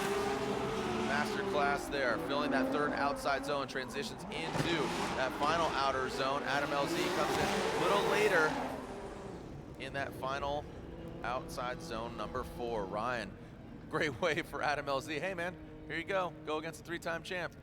Yeah, a tough draw for sure, but you know, LZ in the offseason has been doing a lot of drifting. Obviously we saw some really highlight moments from him last year. You can see Chris gets a great jump out of the gate. LZ starts to surge forward here though, trying to gain some proximity against the 3-time champ. Not too shabby from LZ as he wraps through this inside clip. Forsberg gets out of the shotgun there and blasts through outside zone number 3. Nice transition back around and then finishes up strong here as LZ was able to compress and get a little bit closer. Now from that outside zone 1 into outside zone 2, we see LZ trying to take a slightly tighter line here to gain that proximity. Forsberg grips up, moves into outside zone 3, and LZ here will tighten it up towards the end using a tighter line, but it was a solid lead run by the 3-time champion out front, Jared. And now they will switch things up. Yeah, the NOS Energy Drink 370Z. Chris has been doing a lot of driving himself, and these guys making a lot of content. The Blackout Garage, him and Dylan Hughes creating a lot of content, and obviously Ryan Turk joining them as well. It looks like thumbs up from both the drivers. Now Adam LZ getting the fresh air. Great looking car. Both these and all of them great looking, but Adam just definitely has that J-way. Here we go. 3, 2, 1, initiate. Boom. Whoa, look at that roost. Absolutely. Gravel machine gun. Forsberg steers clear of that. That was absolutely off track, and that wasn't just a little toe dip. That was a cannonball into the dirt as Adam LZ with big angle in that outside zone. Chris Forsberg does manage to get there towards the end. Ryan, I want to watch this again, but watch this. I mean, it's a stucco gun coming off the back end of the S15. Fortunately, Forsberg stood clear of it, and don't know if that was by design or like, oh man, I'm not going where that dude's going. Well, LZ gets a good jump here. It's a nice initiation. Watch Forsberg was trying to mimic the line, but I think he noticed that LZ was going to go off course there and kind of stayed back a little bit. So LZ way overshoots that outside zone 1. And you know, you got to give him credit. He's going up against a 3-time champ. He wants to get a good run out of the gate, get that speed that he needs to accelerate and move away from Forsberg. But Chris anticipated his moves. You can see he stayed kind of right on that right line that you want to have to attack. And LZ just pushed a little bit too hard. Forsberg transitions back around, keeping his distance a little bit. Now he's going to start to attack here, and he sees where LZ is lining up this last little section, drives through the smoke line, and then attacks on the inside. So really it was that first outside zone that kind of put it off the marker for LZ. He tried to recover and recovered pretty well, but obviously when you're looking at the 2 lead runs compared, that's going to be a big disadvantage. And obviously he's losing a lot of grip by going off course there. Yeah, happy birthday to Matt Schulman. He's part of Adam LZ's team, AKA Sherman. Man, if there were any candles on that outside zone, Adam LZ blew out all the candles there for you, Sherman.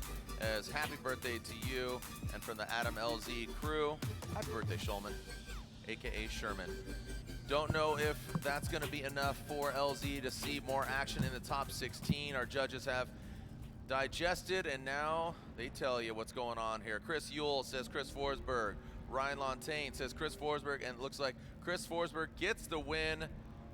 The infamous words that everybody thinks I say all the time, but it's true. Chris Forsberg gets the win unanimously. He advances on into the top 16. He'll be going against Michael Essa.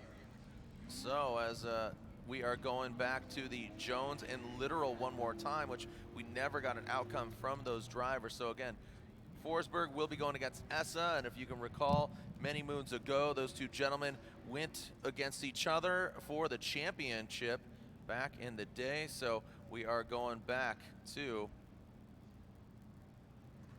our first battle that we started things off with, Ryan, if you can remember, the one more time battle, and that really kicked things off to show you that, yeah, like you said, the mistakes are going to be so minimal, and that's where I do not envy the judges. Yeah, we're not going to have a halftime. We're just going to go right into the top 16. Yeah, just go for it. I mean, again, we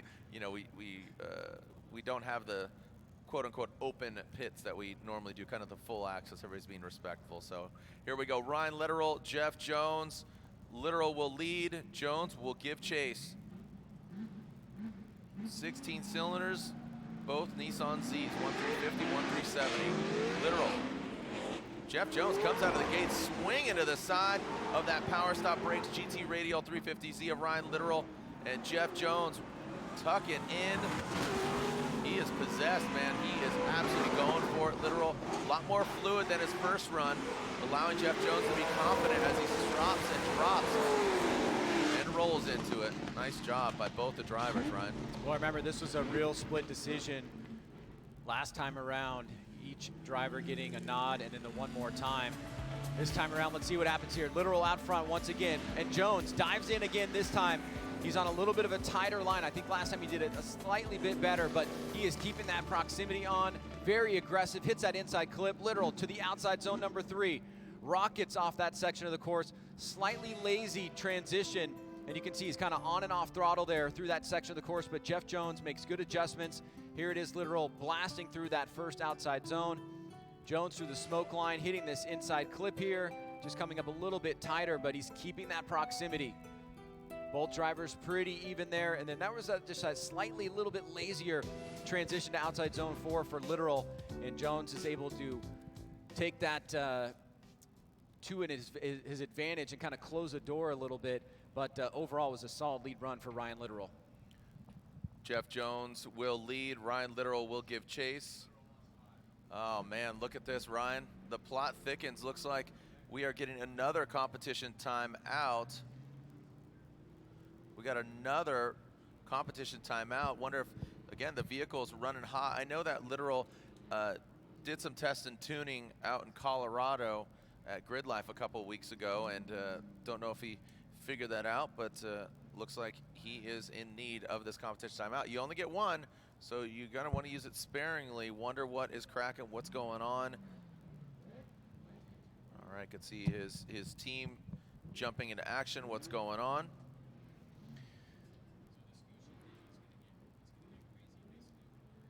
All right, so let's take a look.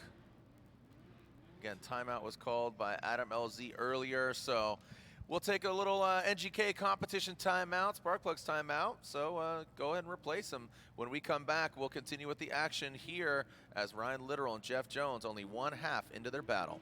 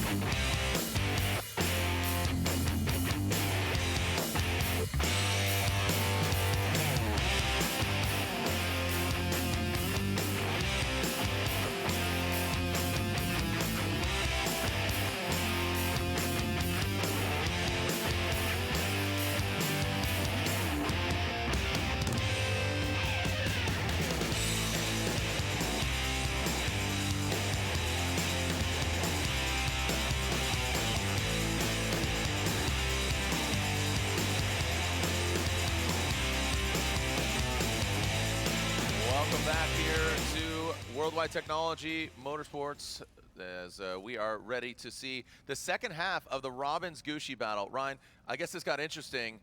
We saw the contact. What transpired? Well, it's basically Robbins got a flat front right from making contact with Ken Gucci, and what the judges were looking at is who was at fault there. Now, from what I'm hearing, and we'll go back and look at the replay, it does sound like they actually gave Ken Gucci the fault because he was off throttle in a non-decel, or in a non-decel area. And here, let's take a look at it again. Watch this here. So drivers are supposed to be throttling here, and they were saying that Ken Gucci was not on full throttle in an area where he should have been full throttle, and that's why Robbins hit him. So maybe if we can slow that down, guys, and take a look at that. And we'll bring up the decel map so people can kind of see exactly what's going on. But once they initiate, they need to be full throttle, and that's what the chase drivers are expecting. So actually it was a unanimous vote. All three judges gave fault to Ken Gucci for that contact that resulted in the popping of the tire. So here's another look at it. So it should be full throttle here. Gucci's off, he brakes a little bit, and then right there you can see he's not, the smoke line has not started, and he's pretty much almost outside of the zone. So that's the issue that the judges raised. And see, there's the contact that caused the popping in the tire. Now, if the tire didn't pop, it wouldn't make it really that much of a difference. It may have been a mistake on initiation from Gucci, but obviously it has consequences. So here we go, second half. Yeah, here's the second half of this battle. Robbins will now lead. So you said, just to clarify, who got the 0 there? Ken Gucci got the basically yes, the judges are treating it as a 0 because obviously Robbins could not fully attack with a popped front right, and so that is the ruling that they gave, that Gucci needed to be on throttle in that throttle area. He was not. That's what caused Robbins to make contact with him, and that's what popped the tire. So Robbins with a major advantage here, and now he gets the clean air as he will be leading Ken Gucci, giving chase. Here they come out of the chute. Good start from Robbins. Can he take down an FD veteran, Ken Gucci? You see Robbins take out the second half. Man, he is collecting cones as we come through that first and only front clip. Robbins is absolutely tearing through this course, coming to that final outside zone. And keep in mind, the stripe portion of the track is the edge of the track. So Robbins actually, he put all his car off the track. So he actually technically had 2 tires off because we have the outside zone, and off track is still where the paved area is. That has been marked out with the yellow stripes in that section, and Alec Robbins got really deep into that, Ryan. Well, Robbins would have known that he had a big advantage here, so he really just needed to lay down, a clean lead run. You can see Gucci was on that inside line. Gucci trying to make something out of this run and give some back, put some pressure on Robbins to force an incomplete, perhaps get a one more time. Robbins was a bit wild in his lead run here, and leaving it into the judge's hands, and he's going to go way off course, definitely 2 tires off there. Now the question is, did he incomplete on any parts of that run? I think that's the ultimate question, because if Gucci has an incomplete, it would take an incomplete to draw one more time. Yeah, that's the scenario that I'm looking at, and very unfortunate for Ken Gucci right out of the gate. Built this brand new Toyota Supra in the offseason. I know he's been working day and night to get this car done there at Greddy Performance. And I know Robbins has as well. I mean, not taking away anything from any of the vehicles or any of the teams and builds. Everybody's been working hard. So it's just a bummer that scenario had to transpire in the top 32. But man, Robbins driving feverishly out of the gate, trying to prove himself. Hey, I am here and I'm here to stay. I'm a Formula Drift pro driver now, first year. Does he take down an FD veteran since day 1, 04? Similar scenario of Forsberg and LZ. You got this 04 driver that's been in for all 17 seasons going against a brand new FD Pro rookie. So it's Forsberg in the place of Gucci, Gucci in the place of Forsberg, and LZ, similar scenario to Alec Robbins. Yeah, the only reason why we'd have a delay in judging here is because they're deliberating on Robbins' run. And, they obviously forced the hand there for an incomplete with Ken Gucci, which means that really the only way that there could be a one more time is if Alec Robbins incompleted as well, either by the accumulation of too many mistakes or one big one. Now, did you see one big one in your mind? I didn't. I mean, the 2 tires off, he hit some cones. It was sloppy, but I think nerves. He went the other direction as far as backpedaling. He went full on. He went 110%. So I don't think enough to offset that incomplete. I don't think that was an incomplete run, Robbins compared to Gucci. So hearing over the comms that judges want to take one more look at this, and this is going to be the second run, Jared. So that tells me that they're looking at Robbins and whether or not there's an accumulation of airs he hits here. cones. You'll see him absolutely blast this cone, and he blasts the second cone in the second outside zone. So transitions, he fills it, right? But then clink, he takes that one out. So it's a question of like how far off course is he there right now? Almost goes into the wall, right? You know, we're looking for that either accumulation of airs, drops a tire there. You're right, it's sloppy for sure. And this is probably the biggest one, right? Because he's nearly 3 off, clearly 2 in that outside zone. And you can imagine, you know, if that was a wall, but, you know, that's the way the course has been designed. So is there an incomplete there? I kind of going with you. I'm not seeing like a clear one, but I could see maybe the accumulation of error case. But nonetheless, you know, it's obviously unfortunate that we find ourselves in this position because the first part of the battle was pretty awesome, and you know, come to find out that Kengushi, according to the judges, was off throttle in a throttle area, causing that pop tire. Another thing to consider here, Ryan, is there's a love tap. So you can see big e-brake there after initiation. Gucci should be on throttle. We just start to see that smoke line. We don't see it, and then that's where the pop happens. So yeah, it was deep into that zone. Good catch by the judges there. Another thing to consider right there, what I was talking about when Gucci was in the chase position, is Alec Robbins' lead run a chaseable run. If it's too wild and too flagrant, if it's not chaseable. I still don't think that's the case, but I'm just saying these are things that the judges need to digest and really take into consideration. So it looks like Chris Yule says Alec Robbins, as does Ryan Lontaine, and Brian Eggert says Alec Robbins. So a Formula Drift rookie taking out an FD veteran, Alec Robbins, on his maiden voyage. Moves on to top 16. Alec Robbins from Minnesota is moving on. So, as I said, the weekend is not over for Kengushi. The day might be, round 1 might be, but tomorrow is an all-new fresh start for round 2. All right, well, we're up here high in the sky, and our girl on the ground, Lorette Nickel, wrapping out with the drivers. Lorette? Standing next to Rome Charpentier, honestly, it is no small feat. You had a terrifying crash in New Mexico where your truck and trailer were absolutely destroyed due to uneven road services. Rome, checking on your team, making sure everyone was all right. Your second question was, how are we going to get to FD?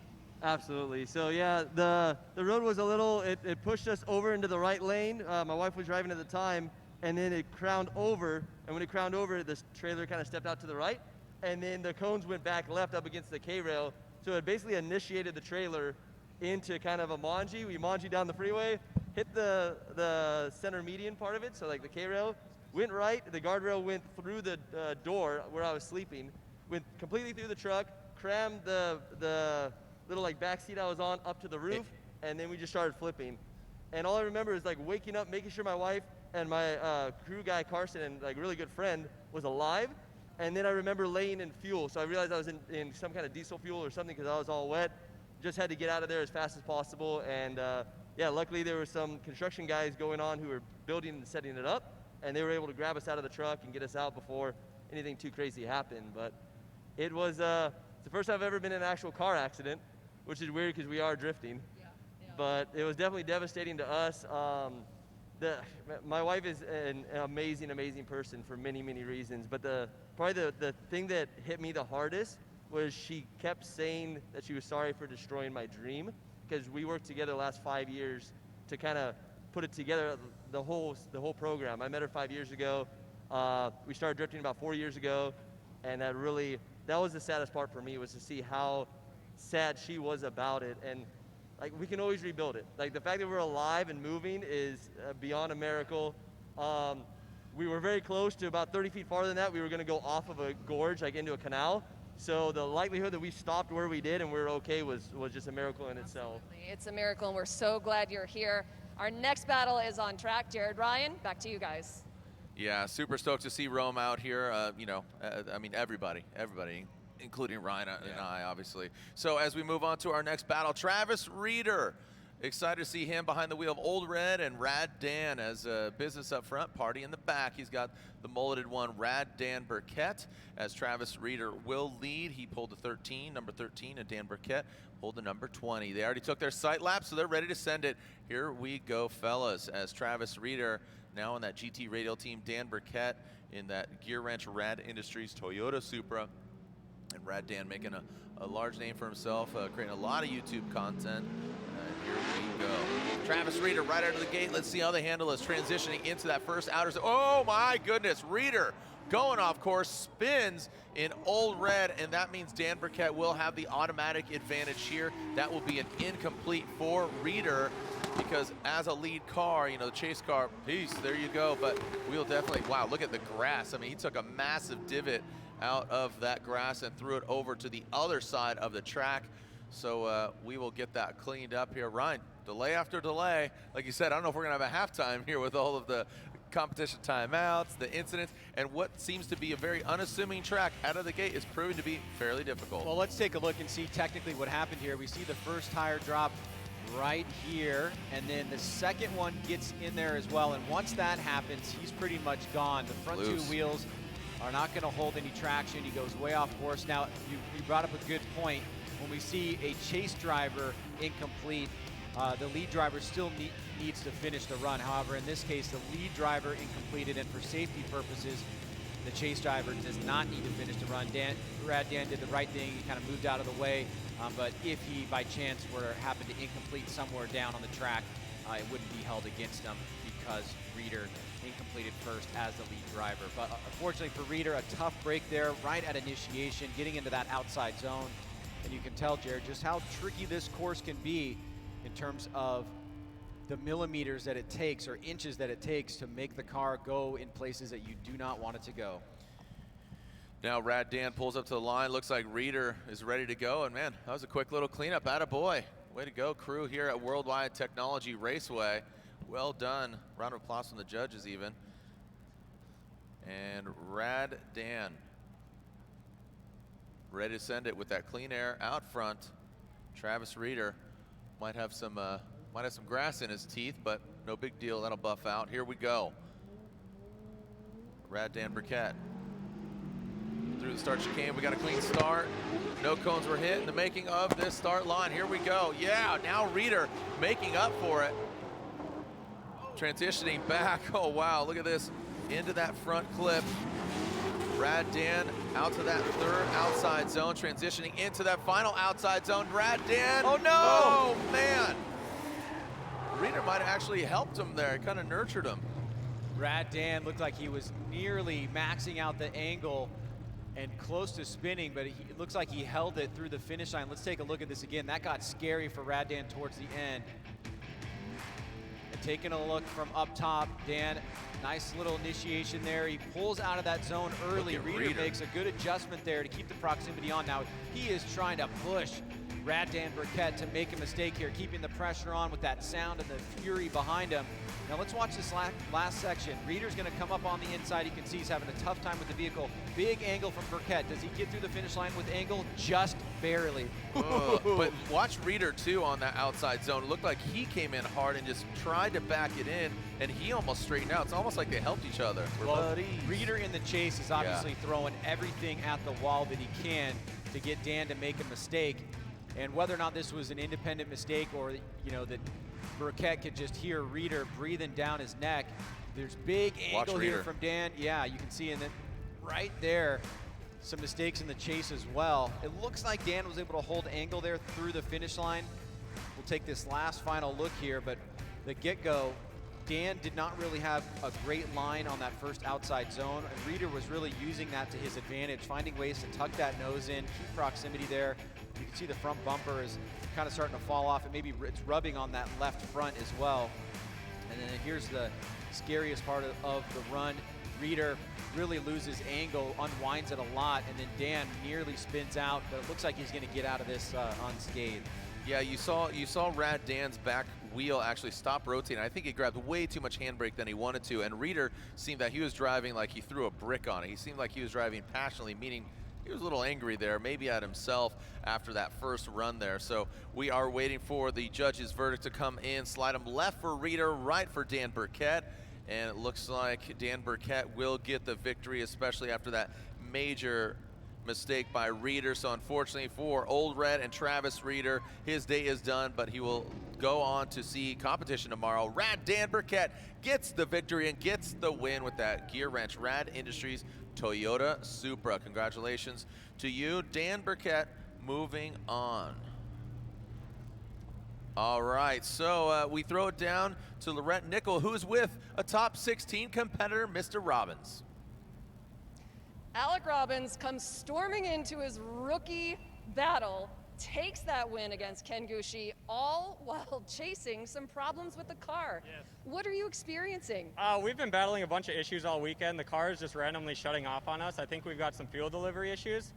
So yeah, yesterday in practice, or it'd be Thursday in practice, and today in practice, we only got a couple of runs in. And so it's been super frustrating, and we're just super glad to get that out of the way. And it feels so good to finally get some good runs in, and yeah, to beat Gucci is it's just icing on the cake on there. So Congratulations. Thank you. Guys, back to you. Thank you, Lorette. Congratulations, Mr. Robbins. Shout out to Parker Jet, Jason, Nicole watching at home as Jeff Jones now pulls to the start line. And I do not see Ryan Littoral. So Ryan Littoral, a no-show. So Ryan Littoral suffers a mechanical failure, so a DNS on this second half, Ryan. Very unfortunate after the one more time battle. Yeah, we did hear a report coming over the race control communications that Littoral was having all kinds of issues with the vehicle, water flowing from it, spewing everywhere, and it looks like the tech team actually pulled it off for safety because of the problems that it was having, and so he will not be able to resolve this second half of the battle, and that'll mean Jeff Jones moves on to the top 16. All right, so already in, Taguchi will be going. Taguchi had that bye run, so Kazuya Taguchi and Jeff Jones will be seeing battle in top 16. Michael S. and Chris Forsberg. Alec Robbins, who Lorette just spoke to, is going against Dan Burkett, and we're not even halfway through our top 32. And next up, these two gentlemen, two Ford Mustangs. We have another FD veteran going against a rookie. I love how this is shaping up, Ryan. This is really interesting, and we saw that it can be done. So we'll take a short break. When we come back, we'll continue with top 32 action here at Worldwide Technology Raceway for round one of the Formula Drift Pro Championship.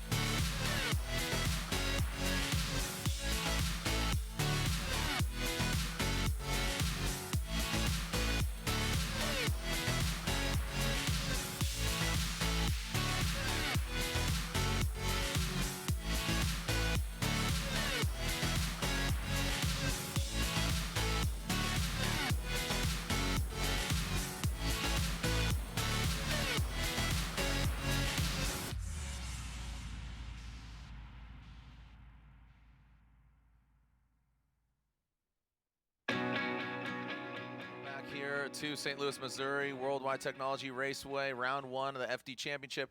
Not even halfway through 32. If you're joining us, we are live. I'm Jared Dienda, joined by Ryan Sage. Look at this, another FD veteran, Vaughn Gittin Jr., a former champ, going against Jonathan Nairn.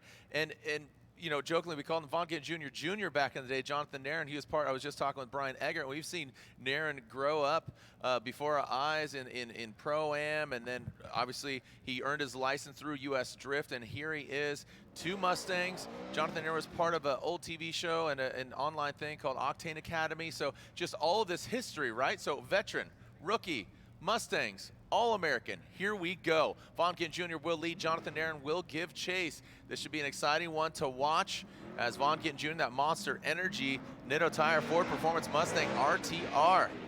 Here we go, coming into that first outside zone. There goes Vaughn Gittin Jr. now transitioning in that second outside zone. Nairn taking out that cone on that second outside zone, taking out the front clip. Goes Nairn, and now into that final outside zone. Vaughn Gittin Jr. just riding the edge, absolutely on the razor's edge, Ryan. Well executed by Vaughn Gittin Jr. and Jonathan Nairn. I would say he's front row. He's about third row because he's a few car lengths back. And it's worth noting that Nairn's only practice was this morning. Did not make it to Thursday practice. Had some trouble getting here, so he is fresh. And let's see how he does against Vaughn Gittin Jr. Massive jump by Vaughn. He's able to fill that outside zone extremely well. Transitions right there on that second outside zone. Nairn overshoots it, and Vaughn will start to pull ahead here as he leaves outside zone 3. Nairn has to cut the line. You can see he has a really tough time on that transition to the final outside zone. Nairn in the chase position, that is. Now as we take a look from above, we'll get a good look at outside zone 2. Vaughn keeping that smoke line and making that adjustment, really accelerating. You can see how quickly the Mustangs plume up smoke. This is where Nairn has a tough time on this final transition, but Vaughn is so far out ahead at this point. Not sure how much of a difference it will make. Now you have to think about Vaughn in this position here. Looked like Nairn had a little bit less grip, a little bit less speed. What's going to be his strategy in trying to chase him down? These ones always tend to get a little bit tricky here if you don't get it right. Yeah, they get hairy, and they've driven against, not against, but with each other at events like Hyperfest and things like that. So excited to see Nairn out here making his FD Pro debut. Like I said, he earned his license through the US Drift program, and here we go to that first outside zone. There goes Nairn. Here comes Vaughn Gittin Jr. Now, you know, like you said, Ryan, how does he approach this? First time in pro competition. How is Nairn going to handle it? Right now, he's looking great out front. Jonathan Nairn looks like Vaughn Gittin Jr. and Nairn doesn't get all the way into that outside zone, and that's what I was talking about. Vaughn Gittin Jr. maybe pedaling back just a little bit, and I think that worked out for him, but great job by Nairn out front on his FD Pro debut. Yeah, strategically, I think that was well played by Vaughn. As you said, a good lead run there by Nairn. Vaughn kind of gave him enough room to adjust if there was any mistakes, but still keeping the pressure on in places. Really close with him there on initiation. Nairn getting through that outside zone. Vaughn trying to stay out of the smoke line, but keep his proximity close to Nairn coming through that inside clip. Vaughn with a little bit less angle there, but Nairn nearly goes off course. Vaughn now keeping the pressure on, angling up, transitioning back around, and this is where Nairn kind of pulled a little bit of a gap here towards the end. Vaughn sees it and gets right on it and tries to close the door there just past the finish line. Here it is from above. You can see both guys pretty close to each other on initiation. Vaughn just going up on the rumble strips for a second as Nairn is back on the throttle just past that inside clip and then hitting that outside zone area. Vaughn, good transition there as he's trying to avoid any potential mistakes that might have been made, but Nairn looking strong out front, and you gotta say, man, great showing for him without having 5 hours of practice like everybody else. No, definitely. So shout out to Jonathan Nairn and CJ Pony Parts and that Shelby American Super Snake Nexen Tires. Slide them left for Vaughn Gittin Jr. or right for Jonathan Nairn. And like you said, minimal practice, maybe that could have contributed to it, but Vaughn Gittin Jr. will get the victory, and Jonathan Nairn, we'll see him tomorrow in competition, rounding out that 2-car Shelby team. We will be seeing his teammate Tyler Nelson later on in competition, the second to last battle in another Shelby Super Snake Drift vehicle. But Vaughn Gittin Jr. gets the win and advances on to top 16.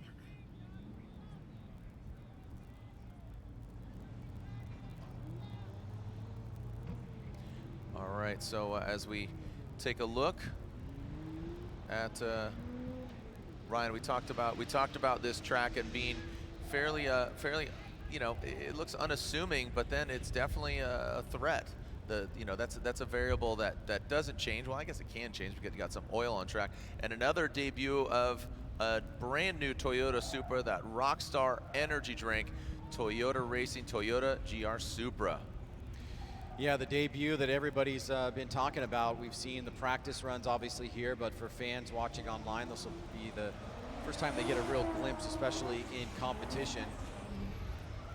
And Joao coming over here, making it in from Brazil, which is quite a feat within itself. I know that talking to CBP to help him get in and coordinate the whole project of coming in here from out of the country. So that's passion for you, man. Yeah, no, he's excited. I was actually, to be quite honest, I just went to the restroom and saw his spotter up in the bathroom. We were talking. I said, "What's going on? What's going on with your ride?" He says, "Everything's changed. Got a Pro Charger, lightened up, about 1,050 horsepower.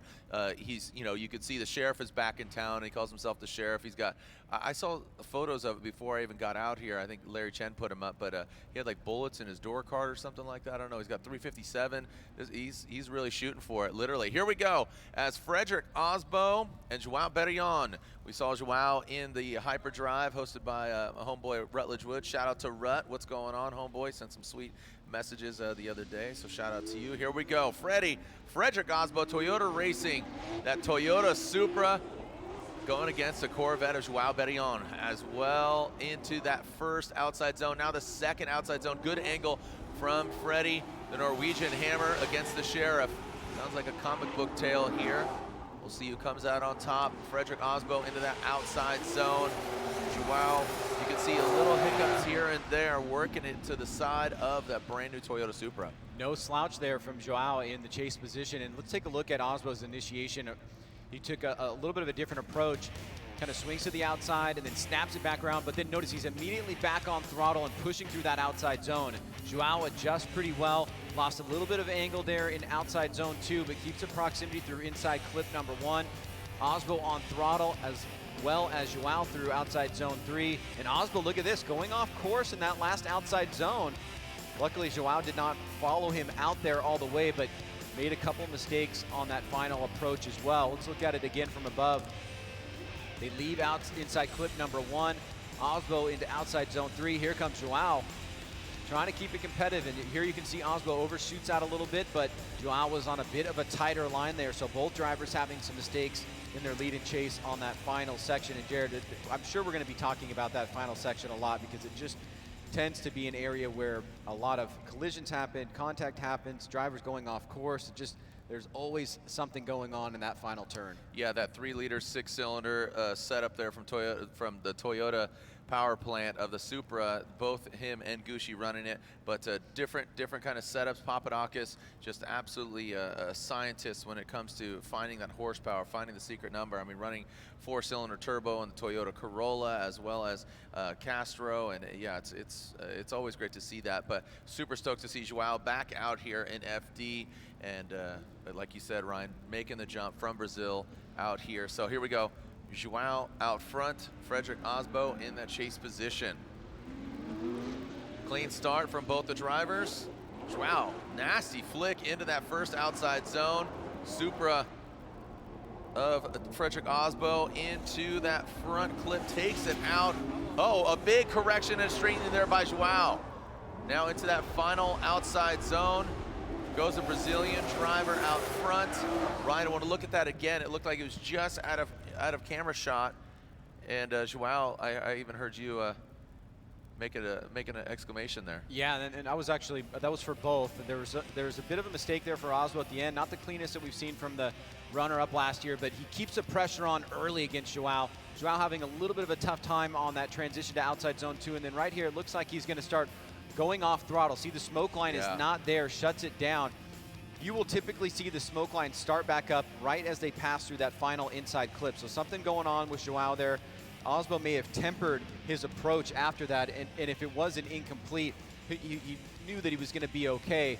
Here it is one more time from the drone. As they leave outside zone 2, Joao, you can see no smoke line, and we would expect that right about there, but then there should be a smoke line coming up at this portion. And you have to think that Osbo was anticipating that there was going to be potentially a problem that he may have to deal with if Joao was going to shut it down there and not wanting to have a collision or contact and damage the vehicle.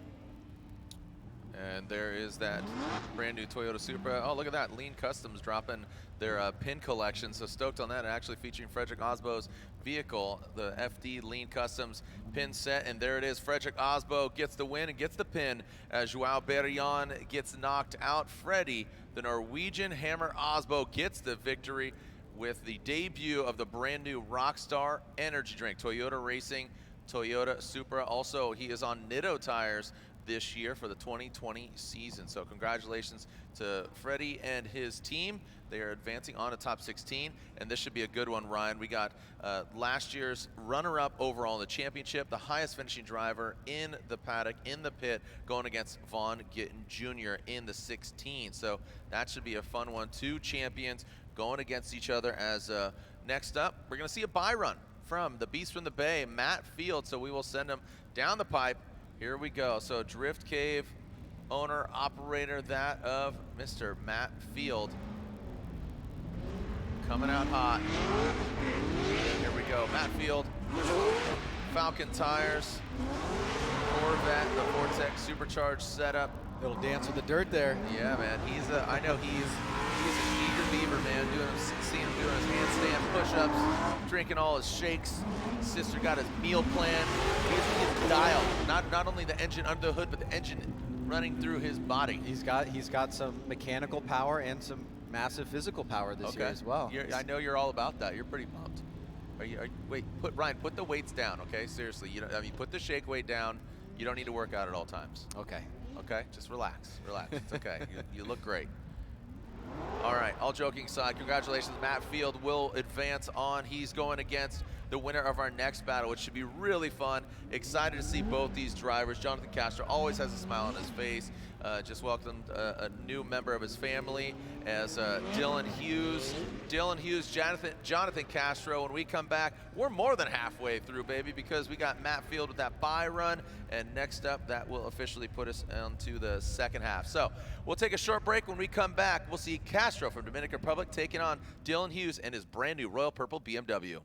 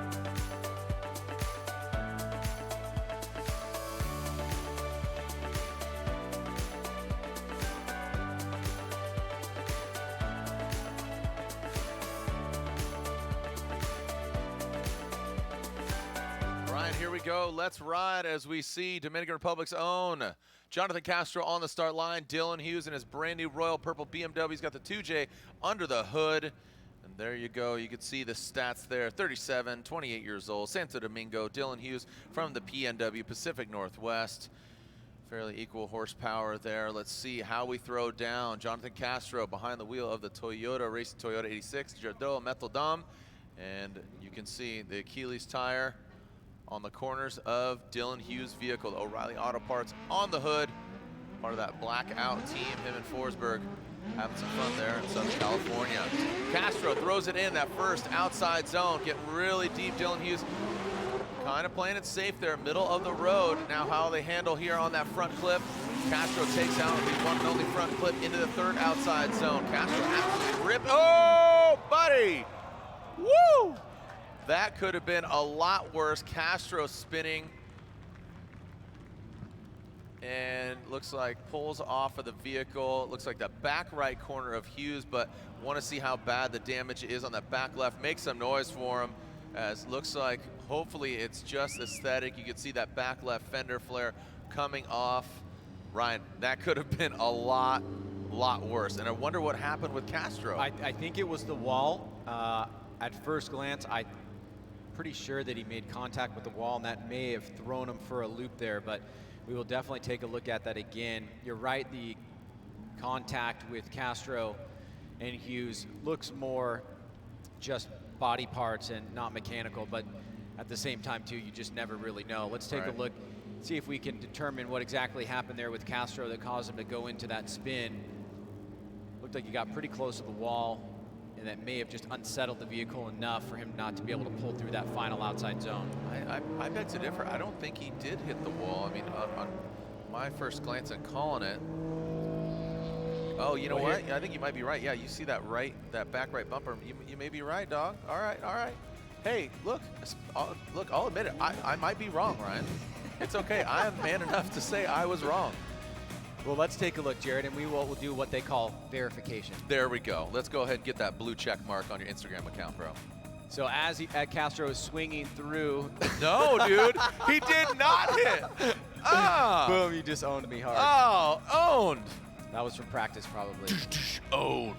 Yep, so you're right. Just a spin there, Castro away from the wall. Unfortunately, just an unforced error there from Castro on the last section of the course. And that's going to be a tough break for him. Hughes able to avoid major collision there and damage to the vehicle, but obviously a few body parts falling off. And this is where we see the spin inducing. Just too quick of a transition there for Castro into that last outside zone. Man, bummer for Castro. Yeah, just a separate incident. Did not hit the wall and just spun it. Such a bummer for Castro. Dylan Hughes will have the advantage. I believe that they're inspecting the car. You can see Kevin Wells, technical director, seeing what's cracking down there. Not just bumpers, making sure everybody's okay. Triple checking everything. Nutted and bolted. Big Kiev, yeah, legendary. There's the thumbs up, and looks like we're underway here, and you're right, Jared, just cosmetic damage. Wait, what was that again? You said what? Jared, you're right? And there it is, the top 16 graphic. Who's already moved on? You can see Taguchi versus Jones, Essa versus Forsberg, Robbins, Burkett, Gittin and Osbo, and Matt Field waits to find out who's he going to go against, as it's going to be one of these two gentlemen. Right now, Hughes with a major advantage here. Can he make it in the top 16? Castro, he needs to put down a solid chase run. Dylan Hughes feeling the flow. He did the skills battle. He's been doing a lot of driving. Castro, again, father ×2 now, so don't know how much I've been seeing. He's been doing a lot of driving, but not in this exact vehicle. Here we go. Hughes initiates that first outer zone. Nice and fluid from both the drivers. Hughes transitions in that second outer zone. Castro diving in on the inside. Hughes, oh wow, Castro center punching that front clip into that third outside zone. Now transitioning into the final outside zone. All signs are saying that it's gonna be Dylan Hughes, but look at Castro right now. Woo, very exciting run on the second portion for Castro like that. Again, Probably one of the most exciting runs of all time. I know, again, I still get chills thinking about it. Castro in Florida, but don't think that was enough, unfortunately, for the Jordo Metaldom Toyota Racing Toyota 86. I think Dylan Hughes is going to get the win, unfortunately, due to Castro's mistake on that first run, Ryan. Well, it definitely did have some Orlando flair there, Jared, but towards the end and with that big mistake, Dylan Hughes looks like he's going to be moving on into the top 16. You can see the aggression from Jonathan Castro, center punching that inside clip, trying to gain as much of an advantage as he can over Hughes in his chase run. But right there, as he squeaks up and really pushes the pressure against Hughes, it's going to be too little too late. Let's go to the judges for the official result. All right, going to the judges, sliding left for Castro, right for Hughes. And there it is. Dylan Hughes, the dozer, gets the win and moves on. His dad, his spotter, so Mr. Hughes, the mom, even Dayton, do a backflip, bro, for your bro. As the Hughes family celebrating and the Royal Purple fam advancing on the top 16. Guess what? You're going against Field in the top 16. Congratulations, Mr. Hughes. Ryan, we move on to another Formula Drift rookie. Excited about this one. Yves Meyer, who is actually from Switzerland. Yves Meyer warming up his tires. He's going to be going against Chelsea DeNova. Ryan, pop quiz, hot shot. Here we go. The Air Force Aim High Trivia. Jason, what do you got here? As I know my brother loves pop quizzes. So go ahead, go to the YouTube. In the description down below, you will see the Air Force Aim High Trivia. Click it and potentially win. What is the wingspan of an F-16? Ryan, did you write this one as well? I didn't really write it, but I know the answer because I put it in the form. Copy that. So Ryan has the inside, got it. So I'm not eligible. You're not eligible. So what is the wingspan of an F-16? 33 feet, 30 feet, 38 feet, 44 feet. Brian Egger, I know you love planes. You love bombers and all that. Brian, do you know the answer there? You don't. You don't. Okay. Okay, Eggert's saying 38. So if Brian had YouTube in front of him, he was watching, he's got to focus on judging. Go in the description, click the link, and see if you win. You got a little bit of time here. These gentlemen are doing their site laps. Chelsea DeNova, a lot of driving. DeNova and Git and the RTR team have been very busy. If you haven't seen it, really cool video. I really liked what they did with Type S. If you haven't seen the Type S video, but really excited about the Formula Drift rookie, Yves Meyer from Switzerland. Is that? He's getting shifty, is that what he is? 28 years old, a former pro snowboarder. He just started drifting, Ryan, in 2017. He's been doing some FIA drifting. He's been doing some other events like Drift Games, and here he is now, FD rookie. You can see the disparity of horsepower there, 1100 versus 730. Mustang, Chelsea DeNova, 31, originally from Philly, now living in the Pacific Northwest. Ryan, I mean, Yves Meyer's really got to bring it. Before I got here on Thursday, I know Chelsea DeNova, he says, man, I'm out there. Like, he is just pushing hard. Not everybody else is pushing as hard as I am. He got into a tussle with a few different cars, and I think that's just basically kind of acknowledging that he has been doing a lot of driving and very aggressive. Well, we also don't know exactly, as Yves is now kind of pulling off the line here.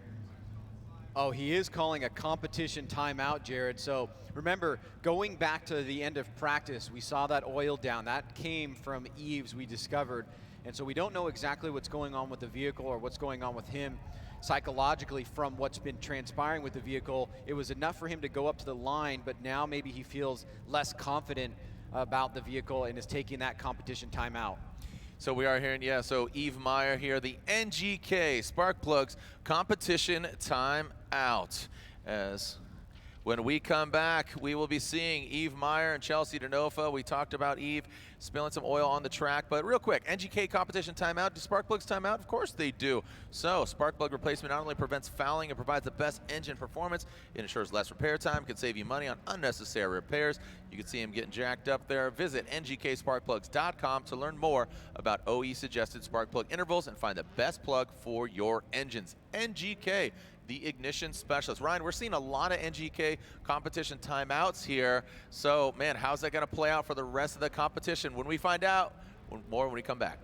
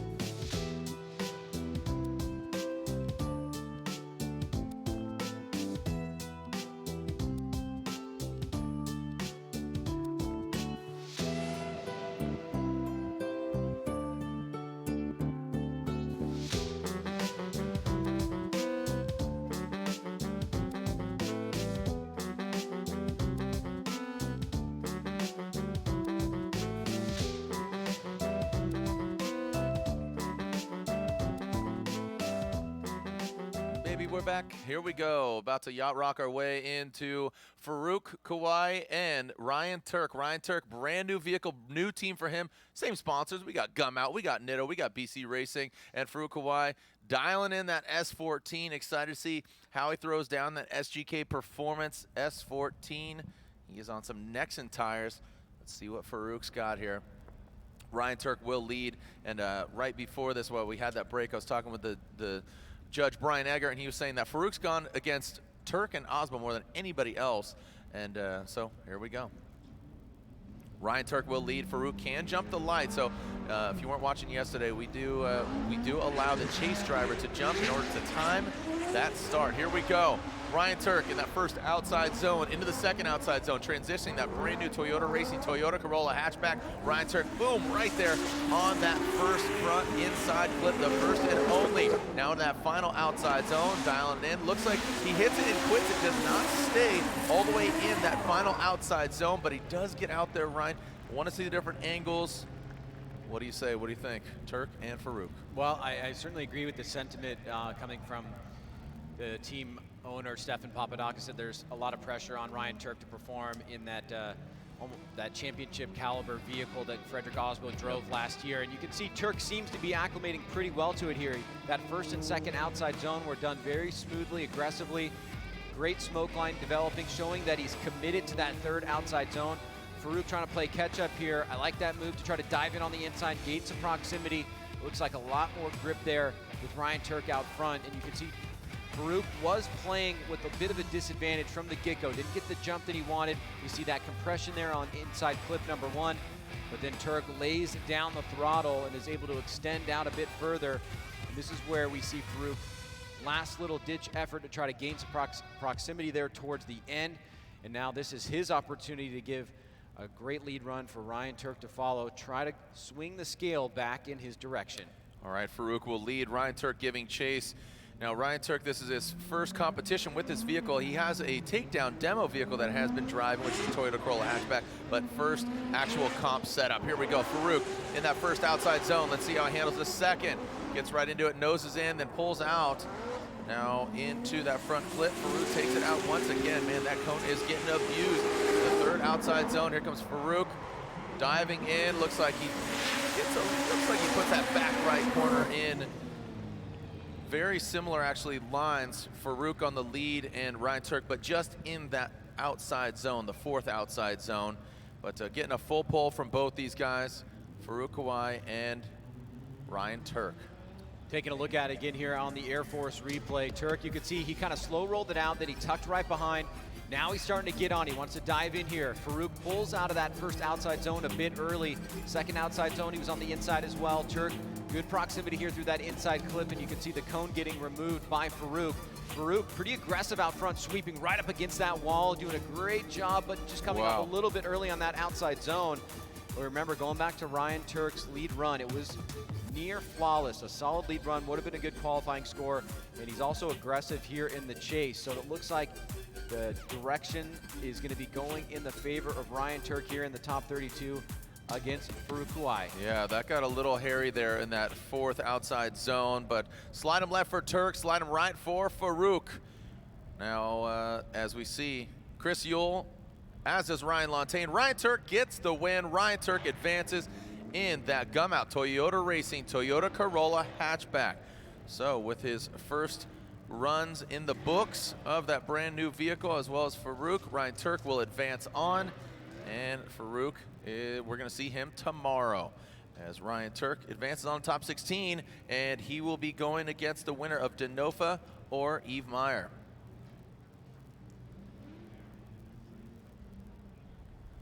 And Ryan was talking about Eve calling the competition timeout, and his exhaust was just hanging down. So unfortunately, I think maybe when they were buttoning things up, somebody maybe forgot a bolt, and his exhaust was dragging. Yeah, and unfortunate to actually use a competition timeout for that. And it was probably forced on him, if I had to guess, for safety purposes, especially if Denofa in the chase position is having to deal with that potentially coming off. So we've got Chelsea Denofa and Eve Meyer going back up because Eve had that competition timeout, had to pull off the line. So we'll see Chelsea Denofa go up and take the lead position here. Meyer will chase him down with what looks to be a complete vehicle now. Originally, we thought maybe there were some issues because of the oil down that was caused by his vehicle, but it looks like it's all buttoned up now. We can make it happen. Chelsea DeNofa will lead the gold nose. Let's see how he handles it. The BC Racing Ditto Tire Ford Performance Mustang RTR Spec 5D. Chelsea DeNofa, like I said, getting really aggressive on Thursday. He is out for blood, man. But Yves Meyer, again, a rookie, has only been drifting since 2017. Here we go, Chelsea DeNofa into that first outside zone. Hammers down, transitions into the second outside zone. Into that front clip goes Chelsea and Meyer in tow. Separation being created between DeNofa and Meyer. Into that final outside zone, you see Chelsea DeNofa bring it in. He definitely got into the zone, but how long he stayed in there is the question. I was looking with my naked eye down, and it just cuts off about halfway through, so definitely want to take a look at this replay. Yves, no slouch there at all, definitely hanging with the big boys. Again, another veteran versus rookie situation. Chelsea hasn't been around since '04, but not too soon after. DeNofa, known to be a very aggressive driver, does a pretty good job with big angle leaving that first outside zone. Yves, good job navigating through that smoke, but comes up short on that second outside zone. DeNofa now really putting the throttle down, causing some separation here from Meyer. Meyer, a little bit of a lazy transition to get to that final outside zone to try to chase down DeNofa. Here it is from above. We can see some of the movement from the vehicle, give you an idea whether or not that Yves is trying to mirror the transitions and stay on the line that DeNofa is putting down as the lead driver.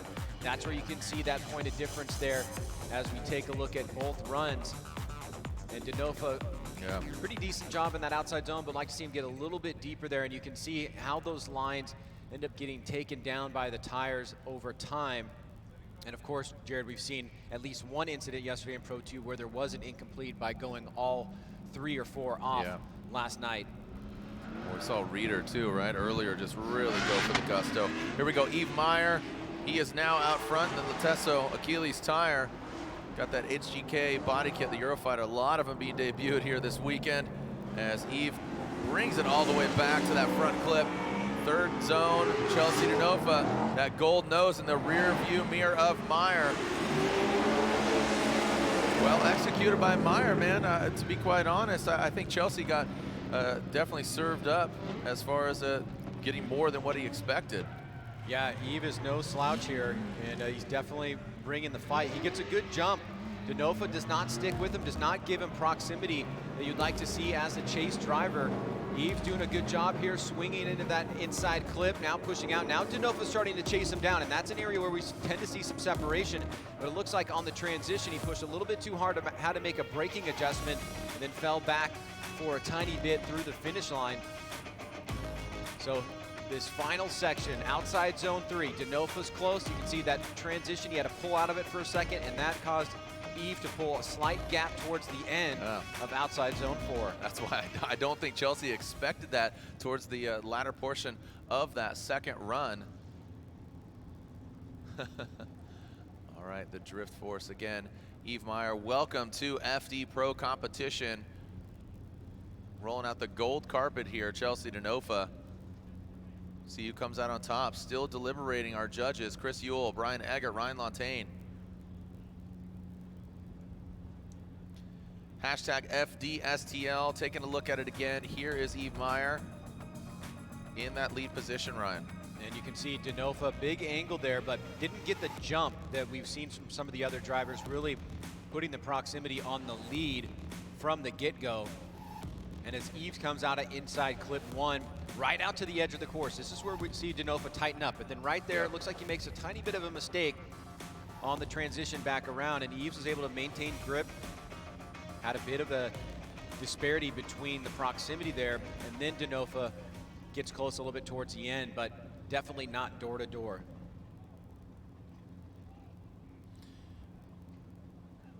Still waiting, so some serious deliberation going on. So Chris Ewell, Ryan Lantain, Brian Eggert, that's how they stage up when you slide them left or right. Chris on top, Lantain in the middle. So we got a Canadian sandwich here. I don't know if they have those at Tim Hortons or not. scores are in. Slide them left for Denofa or right for Meyer. It looks like Chris Ewell says Denofa. Ryan Lantain says one more time. And Brian Eggert says Chelsea Denofa. So Denofa does come out on top. Brian Eggert, I'm going to lean on you, your Canadian counterpart there, saying one more time. But you and Chris saying going with Chelsea Denofa.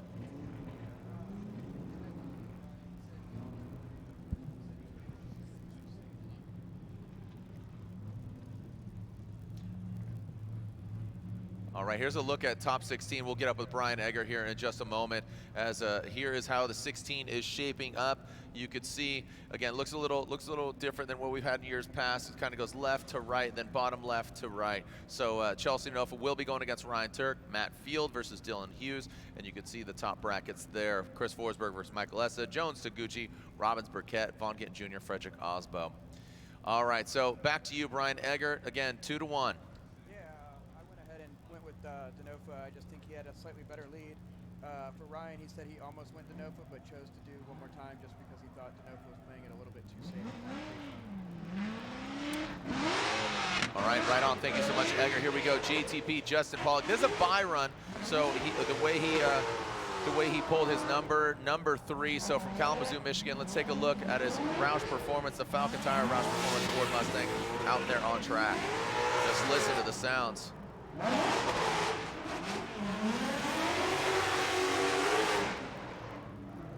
And there it is, originally from Michigan. I know Mr. and Mrs. Pollock always cheering him on, and his wife and son, Jackson, cheering him on.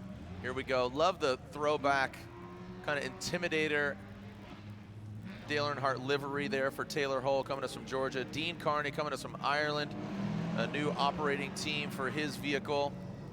The Oracle Lighting, Achilles Tire. Both these guys rocking Achilles. The Dodge Viper running a turbo setup, being debuted last year, and now getting a little more refined, operated out of Texas.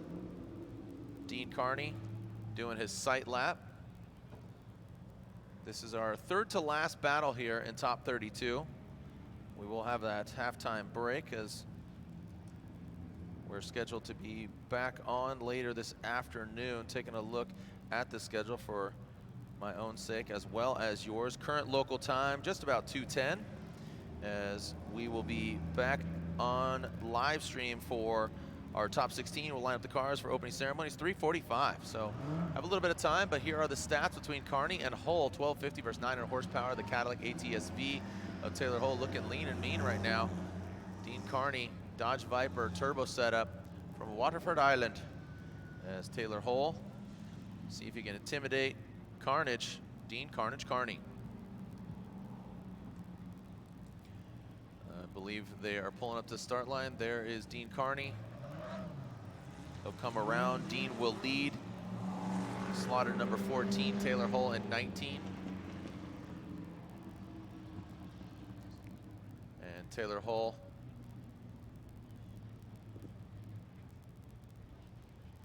going all the way down, and he'll come on back for his first battle here in the 2020 season. Ryan, what do you think of everything that's transpired so far here in 32? Feels like a Formula Drift event. Would define like that. A little bit of craziness, some awesome drifting. You know, I'm sure there's going to be, you know, some look backs at certain runs. Obviously, great vehicle diversity. So grateful to have fans out here, which is awesome. And you know, we're also expecting that may hold for some of the other rounds as well. But I think in this year, everything is great. Yeah. All right, right before we go to the action, throw it down to Laurent Nickel, who's with JTP. JTP, for a new build, he's had minimal issues. He's happy with his off-season changes. The base setup of the car is working really well. He's added a quick change differential and a sequential gearbox. The car's making more power and is lighter, and it's working really well. Overall, JTP said he's just happy to be out here. Guys? Thank you, Laurent, giving some updates there on JTP with that buy run. It looked good out there by himself, sounded good, looks healthy stats-wise, but now we're going to find out who he's going to go against. Is it going to be the boy from Ireland or the boy from Georgia? As we got Dean Carney, Carnage versus Taylor, full pull Hull. as we are getting ready for run 1 of this battle. Sight lap completed, and hopefully we don't see any fluids out on track before top 16. That way we don't need to see the sight laps once again. Dean Carney out of the start, out of the jump, no cones hit, clean start. Dean Carney initiating into that first outside zone. Taylor Hull dropping into formation, that Cadillac ATS-V into the second outside zone. Taylor Hull, Comp Cams, Achilles Tire Cadillac. Swings it into that final outside zone. Dean Carney running all the way out to the track edge. Pretty tidy run there for both the drivers. Yeah, nice move by Hull towards the end. You can see he was trying to gain some proximity in that last corner there, kind of cut the line a little bit, but did that in a way to give himself that proximity. Starts off pretty strong here. Dean coming out of that first outside zone. A little bit of a bump tap right there by Hull, but nice job on that inside clip. Carney, obviously big power, and this is where I think Taylor makes a right move. Tucks up in the pocket, gets right there, and then jumps on the line quickly that Dean was on. So here it is coming out of outside zone 1. Snappy transition back around there by Dean Carney in the lead position. Taylor Hull coming through that inside clip as Dean sets up this final transition back around, and here's Hull diving in on the inside. Cut the line for a second, but then right there through the finish line, he's able to get back on the correct line as the chase driver. So now we'll see things switch up here as Taylor Hull will go to the lead and Dean Carney will chase him down. Let's see how Taylor Hull handles it out front. Just seems like a new livery, a new look, maybe a new mission here for 2020 for Taylor Hull. And I know Dean Carney saw him out at Grid Life a couple weeks ago as well, testing that thing out. The turbo setup, getting it dialed, getting it right. And here we go. Taylor Hull out front, Comp Cams, Achilles Tire, Cadillac ATS-V. Dean Carney, Oracle lights. You can see the lights are on, and so are the tires. Light them up, boys. Taylor Hull into that second outside zone, flicks it in. Really aggressive flick by Hull. Carnage. Out to the third zone goes Taylor Hull. Man, really on the edge of the track. Hull bringing it all the way out. Ooh, it looks like Dean actually going out and exceeding the edge of that outside zone, Ryan. And man, like I said, it seems like that Hull is really taking on that intimidator mindset. Well, they talked about a lot of the effort that they put into the vehicle over the offseason. He's feeling good as a driver, and it's showing here in this top 32 debut in 2020. Nice little initiation at that last standing cone. Dean trying to close the door here. Taylor, great job on that second outside zone. Compression there on that inside clip by both drivers. Dean sticking it pretty nicely here to Taylor, but right here you can see Dean's gonna go a bit off course as Taylor stays on the right line there in that final section. Here it is one more time. Coming out of outside zone 2 into the inside clip. Hull into the third outside zone with Dean following the right line here, then Hull transitions. Great job on that outside zone, but Dean with a bit too much momentum is gonna go a bit off course there towards the end. Both these guys waiting to see the outcome. Looks like Dai Yoshihara pulls up to the line. Sopa says, go ahead, take your sight lap. Because next up, we got Dai Yoshihara versus another Formula Drift rookie. Again, it's so funny how the rookies versus the veterans. Again, we had 04 driver, since 04, Forsberg versus rookie LZ. Vaughn Gittin Jr., 04 veteran, going against Jonathan Narron. And now Dai Yoshihara, 04 veteran, going against another rookie. So those are the true drivers that have started since day one. Oh, and Ken Gushi as well. Ken Gushi, another driver since 04, going against Robbins. So very interesting here, waiting for, and it looks like, here we go. Judges requesting a replay here, so obviously this one being debated in their own minds as we have Ryan Lantane watching from home, I think is probably where he's at, and remote judging for him, the other two judges here in the tower. But it does look like a replay is being called, and here it is. It's a side-by-side, taking a look at both runs together, and you at home can follow along. Who had the better overall performance here? Lead run to lead run, chase run to chase run comparison and who ticked all the boxes for the most part, do we have a driver that we can say has a meaningful advantage after both runs and therefore should get the win, or is it just in that threshold of a one more time? Yeah, the BC Racing side-by-side replay, the official suspension of Formula Drift. BC Racing, go for gold. All right, just a couple more battles here in the NOS Energy Drink Top 32. Slide him right for Taylor Hull. One more time from Ryan Lantagne. Slide him left for Carney, and Taylor Hull gets the win. Taylor Hull gets the victory, taking out Dean Carnage Carney. Brian Eggert going down to you on a wrap out with you, the judge, as again, seems that Chris Yule and Brian Eggert go with Taylor Hull. He's got to be elated, Brian. Yeah, I just heard from Ryan. He actually was, after watching the side-by-side, wanted to go with Hull for the win as well, so I guess he wanted it to be unanimous. I went with Hull. Basically, it came down to leads. Hull's lead was probably the best I'd seen from him all weekend, and it was like no mistakes. There was just one tiny thing for Kearney's, who also did really good. He was just slightly off at outer zone 2 in his lead. For chases, they both had similar mistakes to kind of evened out for me, so that's why I gave the lead and the win to Hull. Nice, yeah, and again, Chris Yule here in the building. Ryan, you said it. That's actually the first time we kind of brought it up. Is Chris Yule, Brian Eggert. They are here in the judges' tower. Ryan Lantagne actually back home in Toronto, Canada, and he is judging remotely. There is currently how the top 16 shakes up right now. Currently only top 14. So we have 2 more battles left to go. Next up, most recently, Pikes Peak Unlimited Class winner in a different vehicle, but now this guy has gotten a lot of seat time, not only in real life, actually tangibly, but also digitally. He's been doing a lot of sim racing, and he's going against another rookie, Tyler Nelson from Mooresville, North Carolina, behind the wheel of his Ford Shelby Super Snake Mustang, and Dai Yoshihara from Japan in his turbocharged LS BRZ. This thing's a rocket ship, and we always say how this vehicle is very subdued, kind of quiet, but still violent. That's kind of like Dai Yoshihara. Not that he's violent, but he's ready to throw down. All right, here we go. Dai Yoshihara will lead, and Tyler Nelson giving chase. I mean, I've never seen Dai mad, have you? Right, here we go. Dai Yoshihara, he's going for it. Tyler Nelson in a chase position, an FD rookie. Old school versus new school. There you go, Jay. As Dai Yoshihara into that front clip. You see Tyler Nelson, he barely had any angle there. He's taking a lot of angle out of the car. Whoa, Dai Yoshihara really going offline there on that outside zone. I was taking a look at it, Ryan, from overhead. It looks like, again, really exceeding the edge of what's defined as the track in that outside zone. Well, I just want to point out, as we spoke about with Naren, Nelson as well also missed all of Thursday practice, so really getting just a first few looks at this track this morning.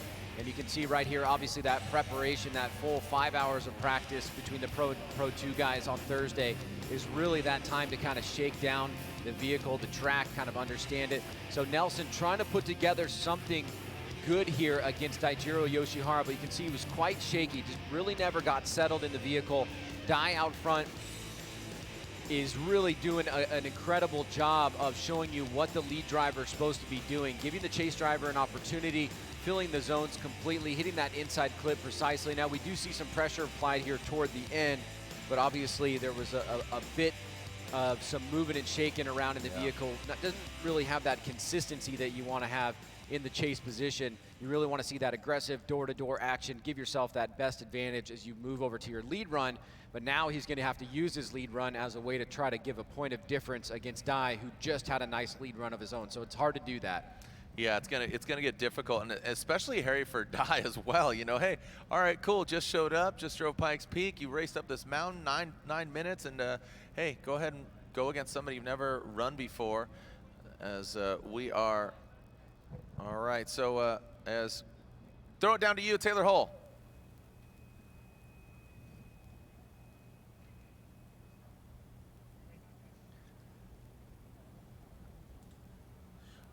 All right, Lorette, we'll get back to you in just Taylor a Hull, moment. You have been in pro for 4 years.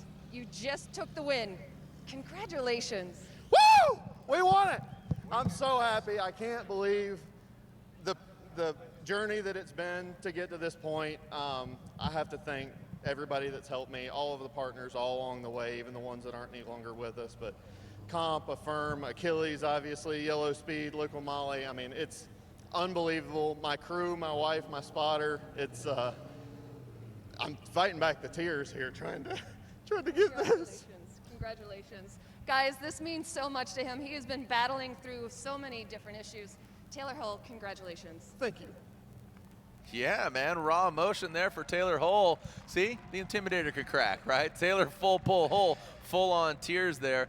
Ryan, it seems like we had a couple issues there in between the runs. That's why we threw down to Lorette. So a little bit of miscommunication. They were wanting to look at the vehicles, and somebody said judges was actually the tech staff that wanted to look at the vehicles to see what was going on. Right, all right, so back to the action. Here we go, Tyler Nelson, Dai Yoshihara. Tyler Nelson out front. That Shelby Ford Mustang.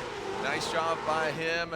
As Dai Yoshihara seems to be kicking back here. He can't kick back too much. We saw a pretty aggressive Nelson, and there he goes, removing that front clip. Now Nelson into the outside zone.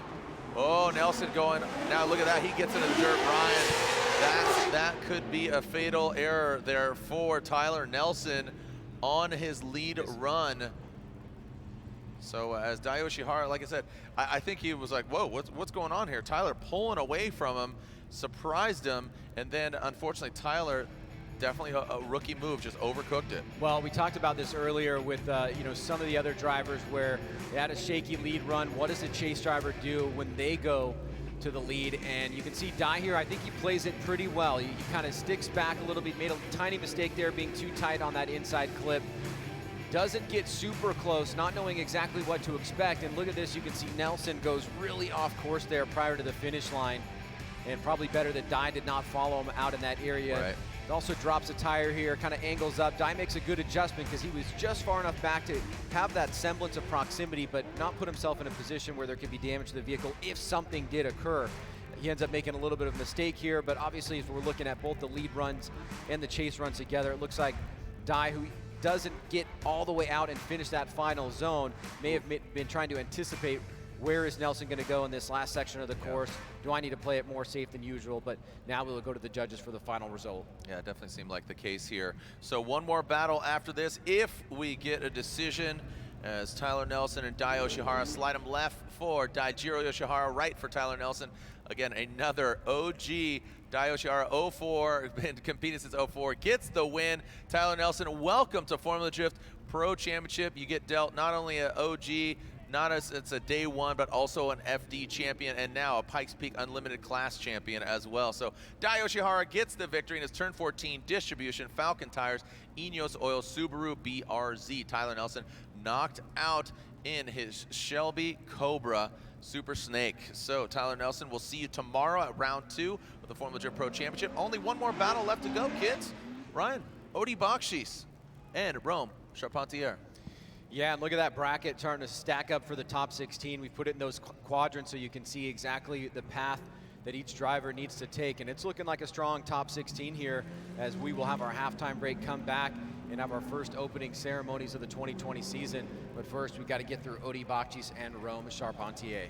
Yeah, Rome, as he shared his story, his road to from San Diego out here.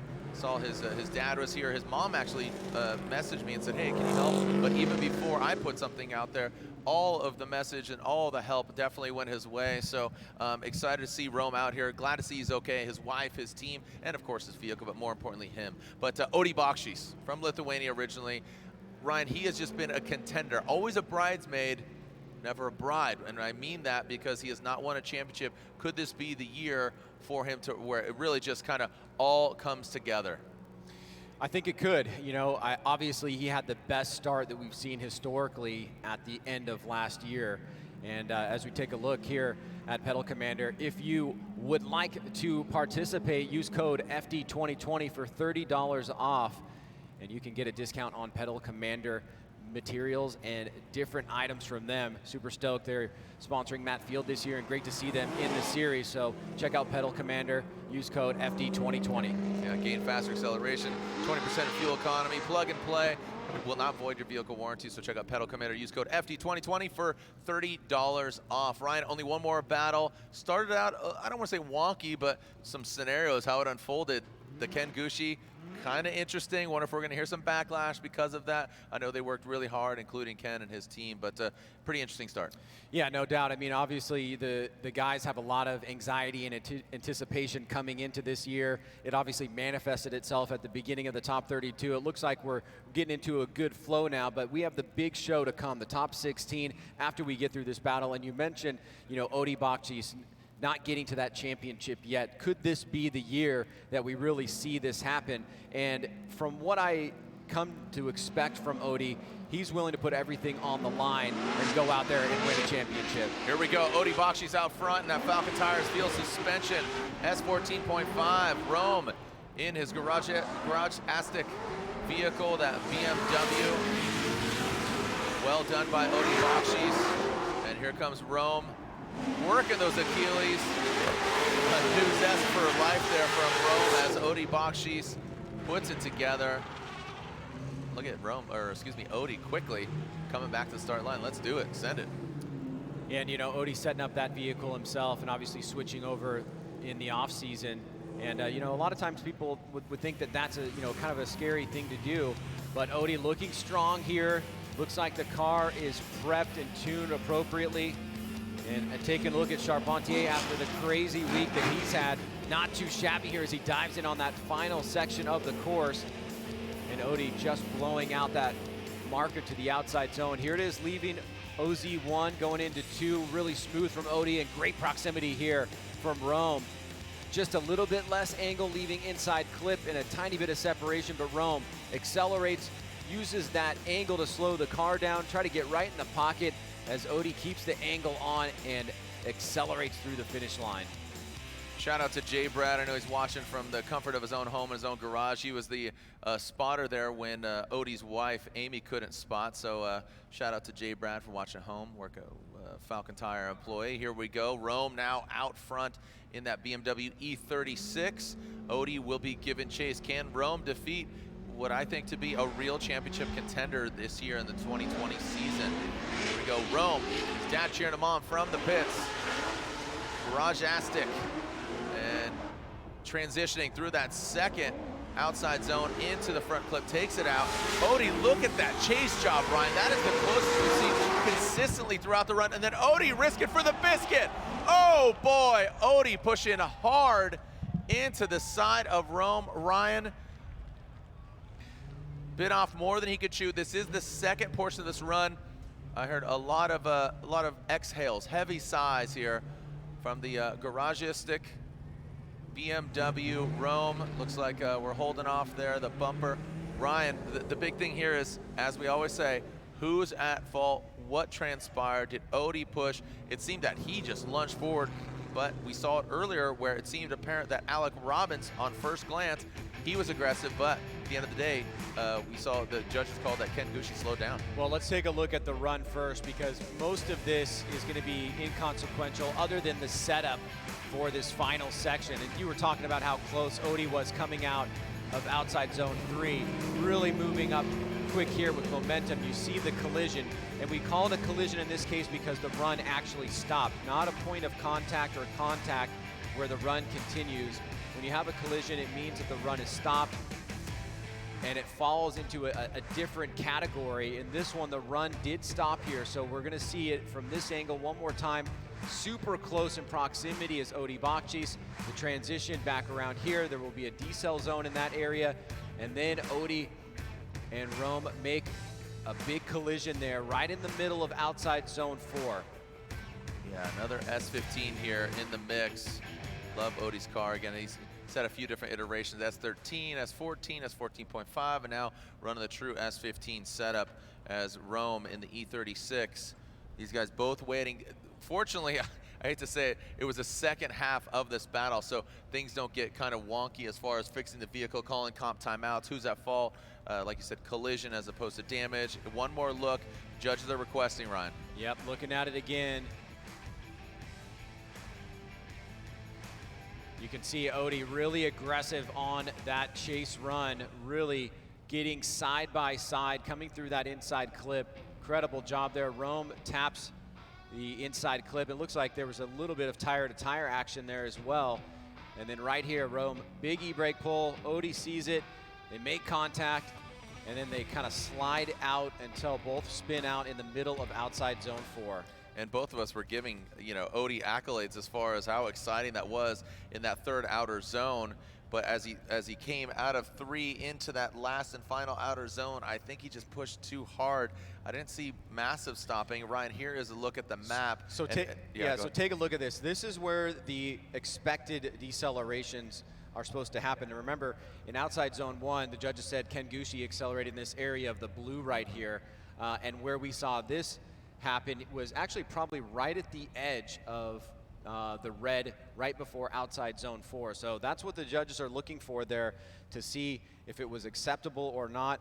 Now that you've seen that map, let's take a look at it again. You see that decel area, the red zone that we're calling it this year, that it should be expected that the drivers are going to be decelling in that particular area right at the beginning of outside zone 4. Here it is right here. There's the beginning of outside zone 4. So the collision does not happen in the decel area. And the judges now, it looks like they've kind of wrapped things up here. And hopefully we will find out who's moving on into the top 16.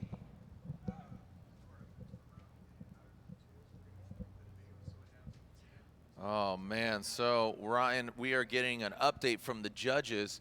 Looks like, Ryan, the rules specifically say trunk, hood, latch, doors.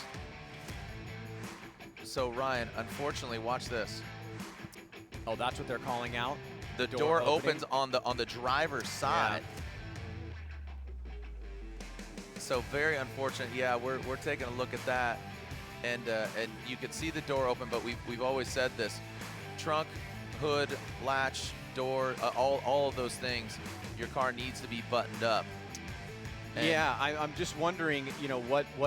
Yes, the door opened there, but what will happen? Are they going to want to rerun the second half because the door opened? Usually, the meaning of that rule basically means that, you know, it's a distraction to the chase driver. That's why it has to be buttoned down. So, you know, the intention behind that is that, hey, a hood pops up, it distracts his attention for a little bit. You know, a bumper falls off, it goes underneath the wheel. That's the intention of that rule. So I'm wondering what they're pointing that out for. Are they saying that would have been a distraction for Odie, or are we going on a technicality here? We'll definitely need to talk to the judges after this to see how they're, you know, interpreting the usage of that rule. All right, so Chris, Ryan, and Brian deliberating here. Like you said, it's unfortunate.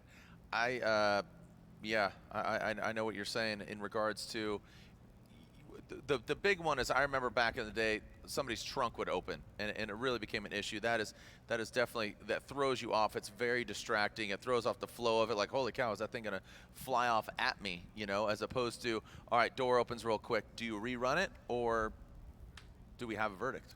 We haven't had one of these in such a long time. Right. You remember, it's usually like the hood pops open, then it becomes a visual problem for the driver. Here we go. Sorry to cut you off, but Odie Bakshis, Chris Yule. So Ryan Lontaine says Odie Bakshis as well, and I assume Brian Eggert. It's unanimous. So Brian Eggert, down to you. As like you said, it's unfortunate what happened with Rome and Odie, but I heard you talking to Ryan and Chris.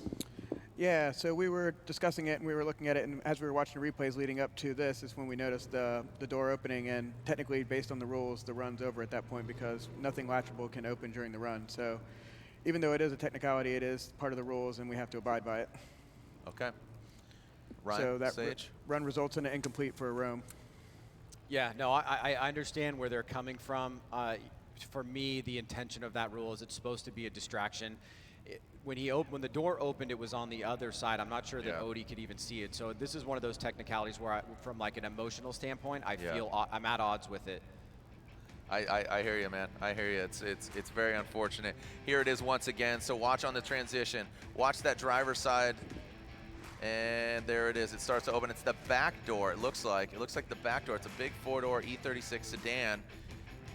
And like you said, the technicality of it looks like might have just closed. I mean, there it goes once again. And this, unfortunately, could be contributed to the accident that happened. I mean, the car flipped a couple times inside a trailer, and I'm just happy to see he's okay, and I'm sure he could chalk it up. And, you know, it's unfortunate. We might hear from it, or we might hear repercussions of it, but Ryan, looks like our top 16 set. Can we get Brian back on? I want to ask him what, just on the collision, Yep. what was going to be the interpretation on that? We were still looking at it, and that's when we came across the other. I'd have to talk with the other guys and see what their final call would be on it. But was Rome slowing in a non-decel area, or was Odie going too fast, like at your first blush? My first reaction might be a little bit of both. It did look like that Rome was going to go at least drop one wheel off the track, so there was that, and then you have Odie following him. So I'd have to watch it a few more times just to get a good solid answer to give you that I'd believe in. But I almost feel like it might be a combination of the two. Like he was going a little bit hot going off, Odie's kind of following him and doing the same suit, and then his car kind of grips up a little bit, and then they make contact before we could see what really transpires. All right, well, thank you so much. Thank you to all our fans. And Lorette Nickel, down to you. What's up? Well, guys, down here, the team of Rome Charpentier is taking the hood of the car off. You can see that there's some damage right here. Checking out the door, why that popped open. And again, Rome Charpentier was in that really horrific car accident in New Mexico, and there was some damage sustained to the top of the car. Rome sitting in his car, obviously very disappointed, and we're just waiting for him to pop out. And Rome can't actually get out of the car. What they're doing is popping him out. So Rome can't get out of the car, but they are popping it open with a screwdriver right now. All right, we're gonna take a walk around the car so we can get to Rome, looking at the guys. Trying to get the guys are trying to get the body panels off of the car so that they can get to Rome, and Rome in the driver's seat right now. Rome. Climb out that side, so yeah, I felt like we ran a pretty good run. I'm not sure why we lost. I think the spotter said that this door got hit and got open, so I think we lost because of the door open on outer zone 2. So I was not aware of it, but you know, I guess it is what it is. So we have to try again tomorrow. Yeah, unfortunately, there was a lot of replays. They made sure that the door did open, and that's why the win went to Odie. Got it. Yeah, I mean, Odie was a phenomenal driver, so it's always been my dream to battle him. So this is totally fine, not a big deal. At least we put up a fight. Don't know what happened at the very end. I just remember flicking and seeing a bright like Falcon car coming at me, which I'm used to Odie diving in right at me, but he just got a little close, touched the front wheel, which kind of spun us together. So yeah, other than that, it's no big deal. We will figure out. As you can see, my crew chief over here wrenching on the car. We're trying to get out of the car, but I'll probably end up coming out that way. So no hard feelings. We love Odie. That guy's awesome. So yeah, can't wait to see what happens tomorrow. But good luck, Odie. Hope you take it to the top, man. I'll see you guys soon. Rome, thank you. Absolutely. Jared. Class act, absolutely class act there. Rome Charpentier, that was good, man. And yeah, we'll see you tomorrow. You know, your weekend is not over here just yet, because we got round 2 tomorrow at Worldwide Technology Raceway. Ryan, top 32, whittled down to 16. Exciting. All killer, no filler, no qualifying. Next stop, top 16. It feels nice to be back in the booth. It feels awesome to see these guys go out there and put their hearts on the line, their vehicles going crazy, finding a way to win, getting into the top 16. And now the second half of competition, we're going to see just that to find out who's going to stand on top of the podium tonight. Right on. We're practicing social distancing in the paddock. We're masked up. No social distancing on the track. We want to see them as close as possible.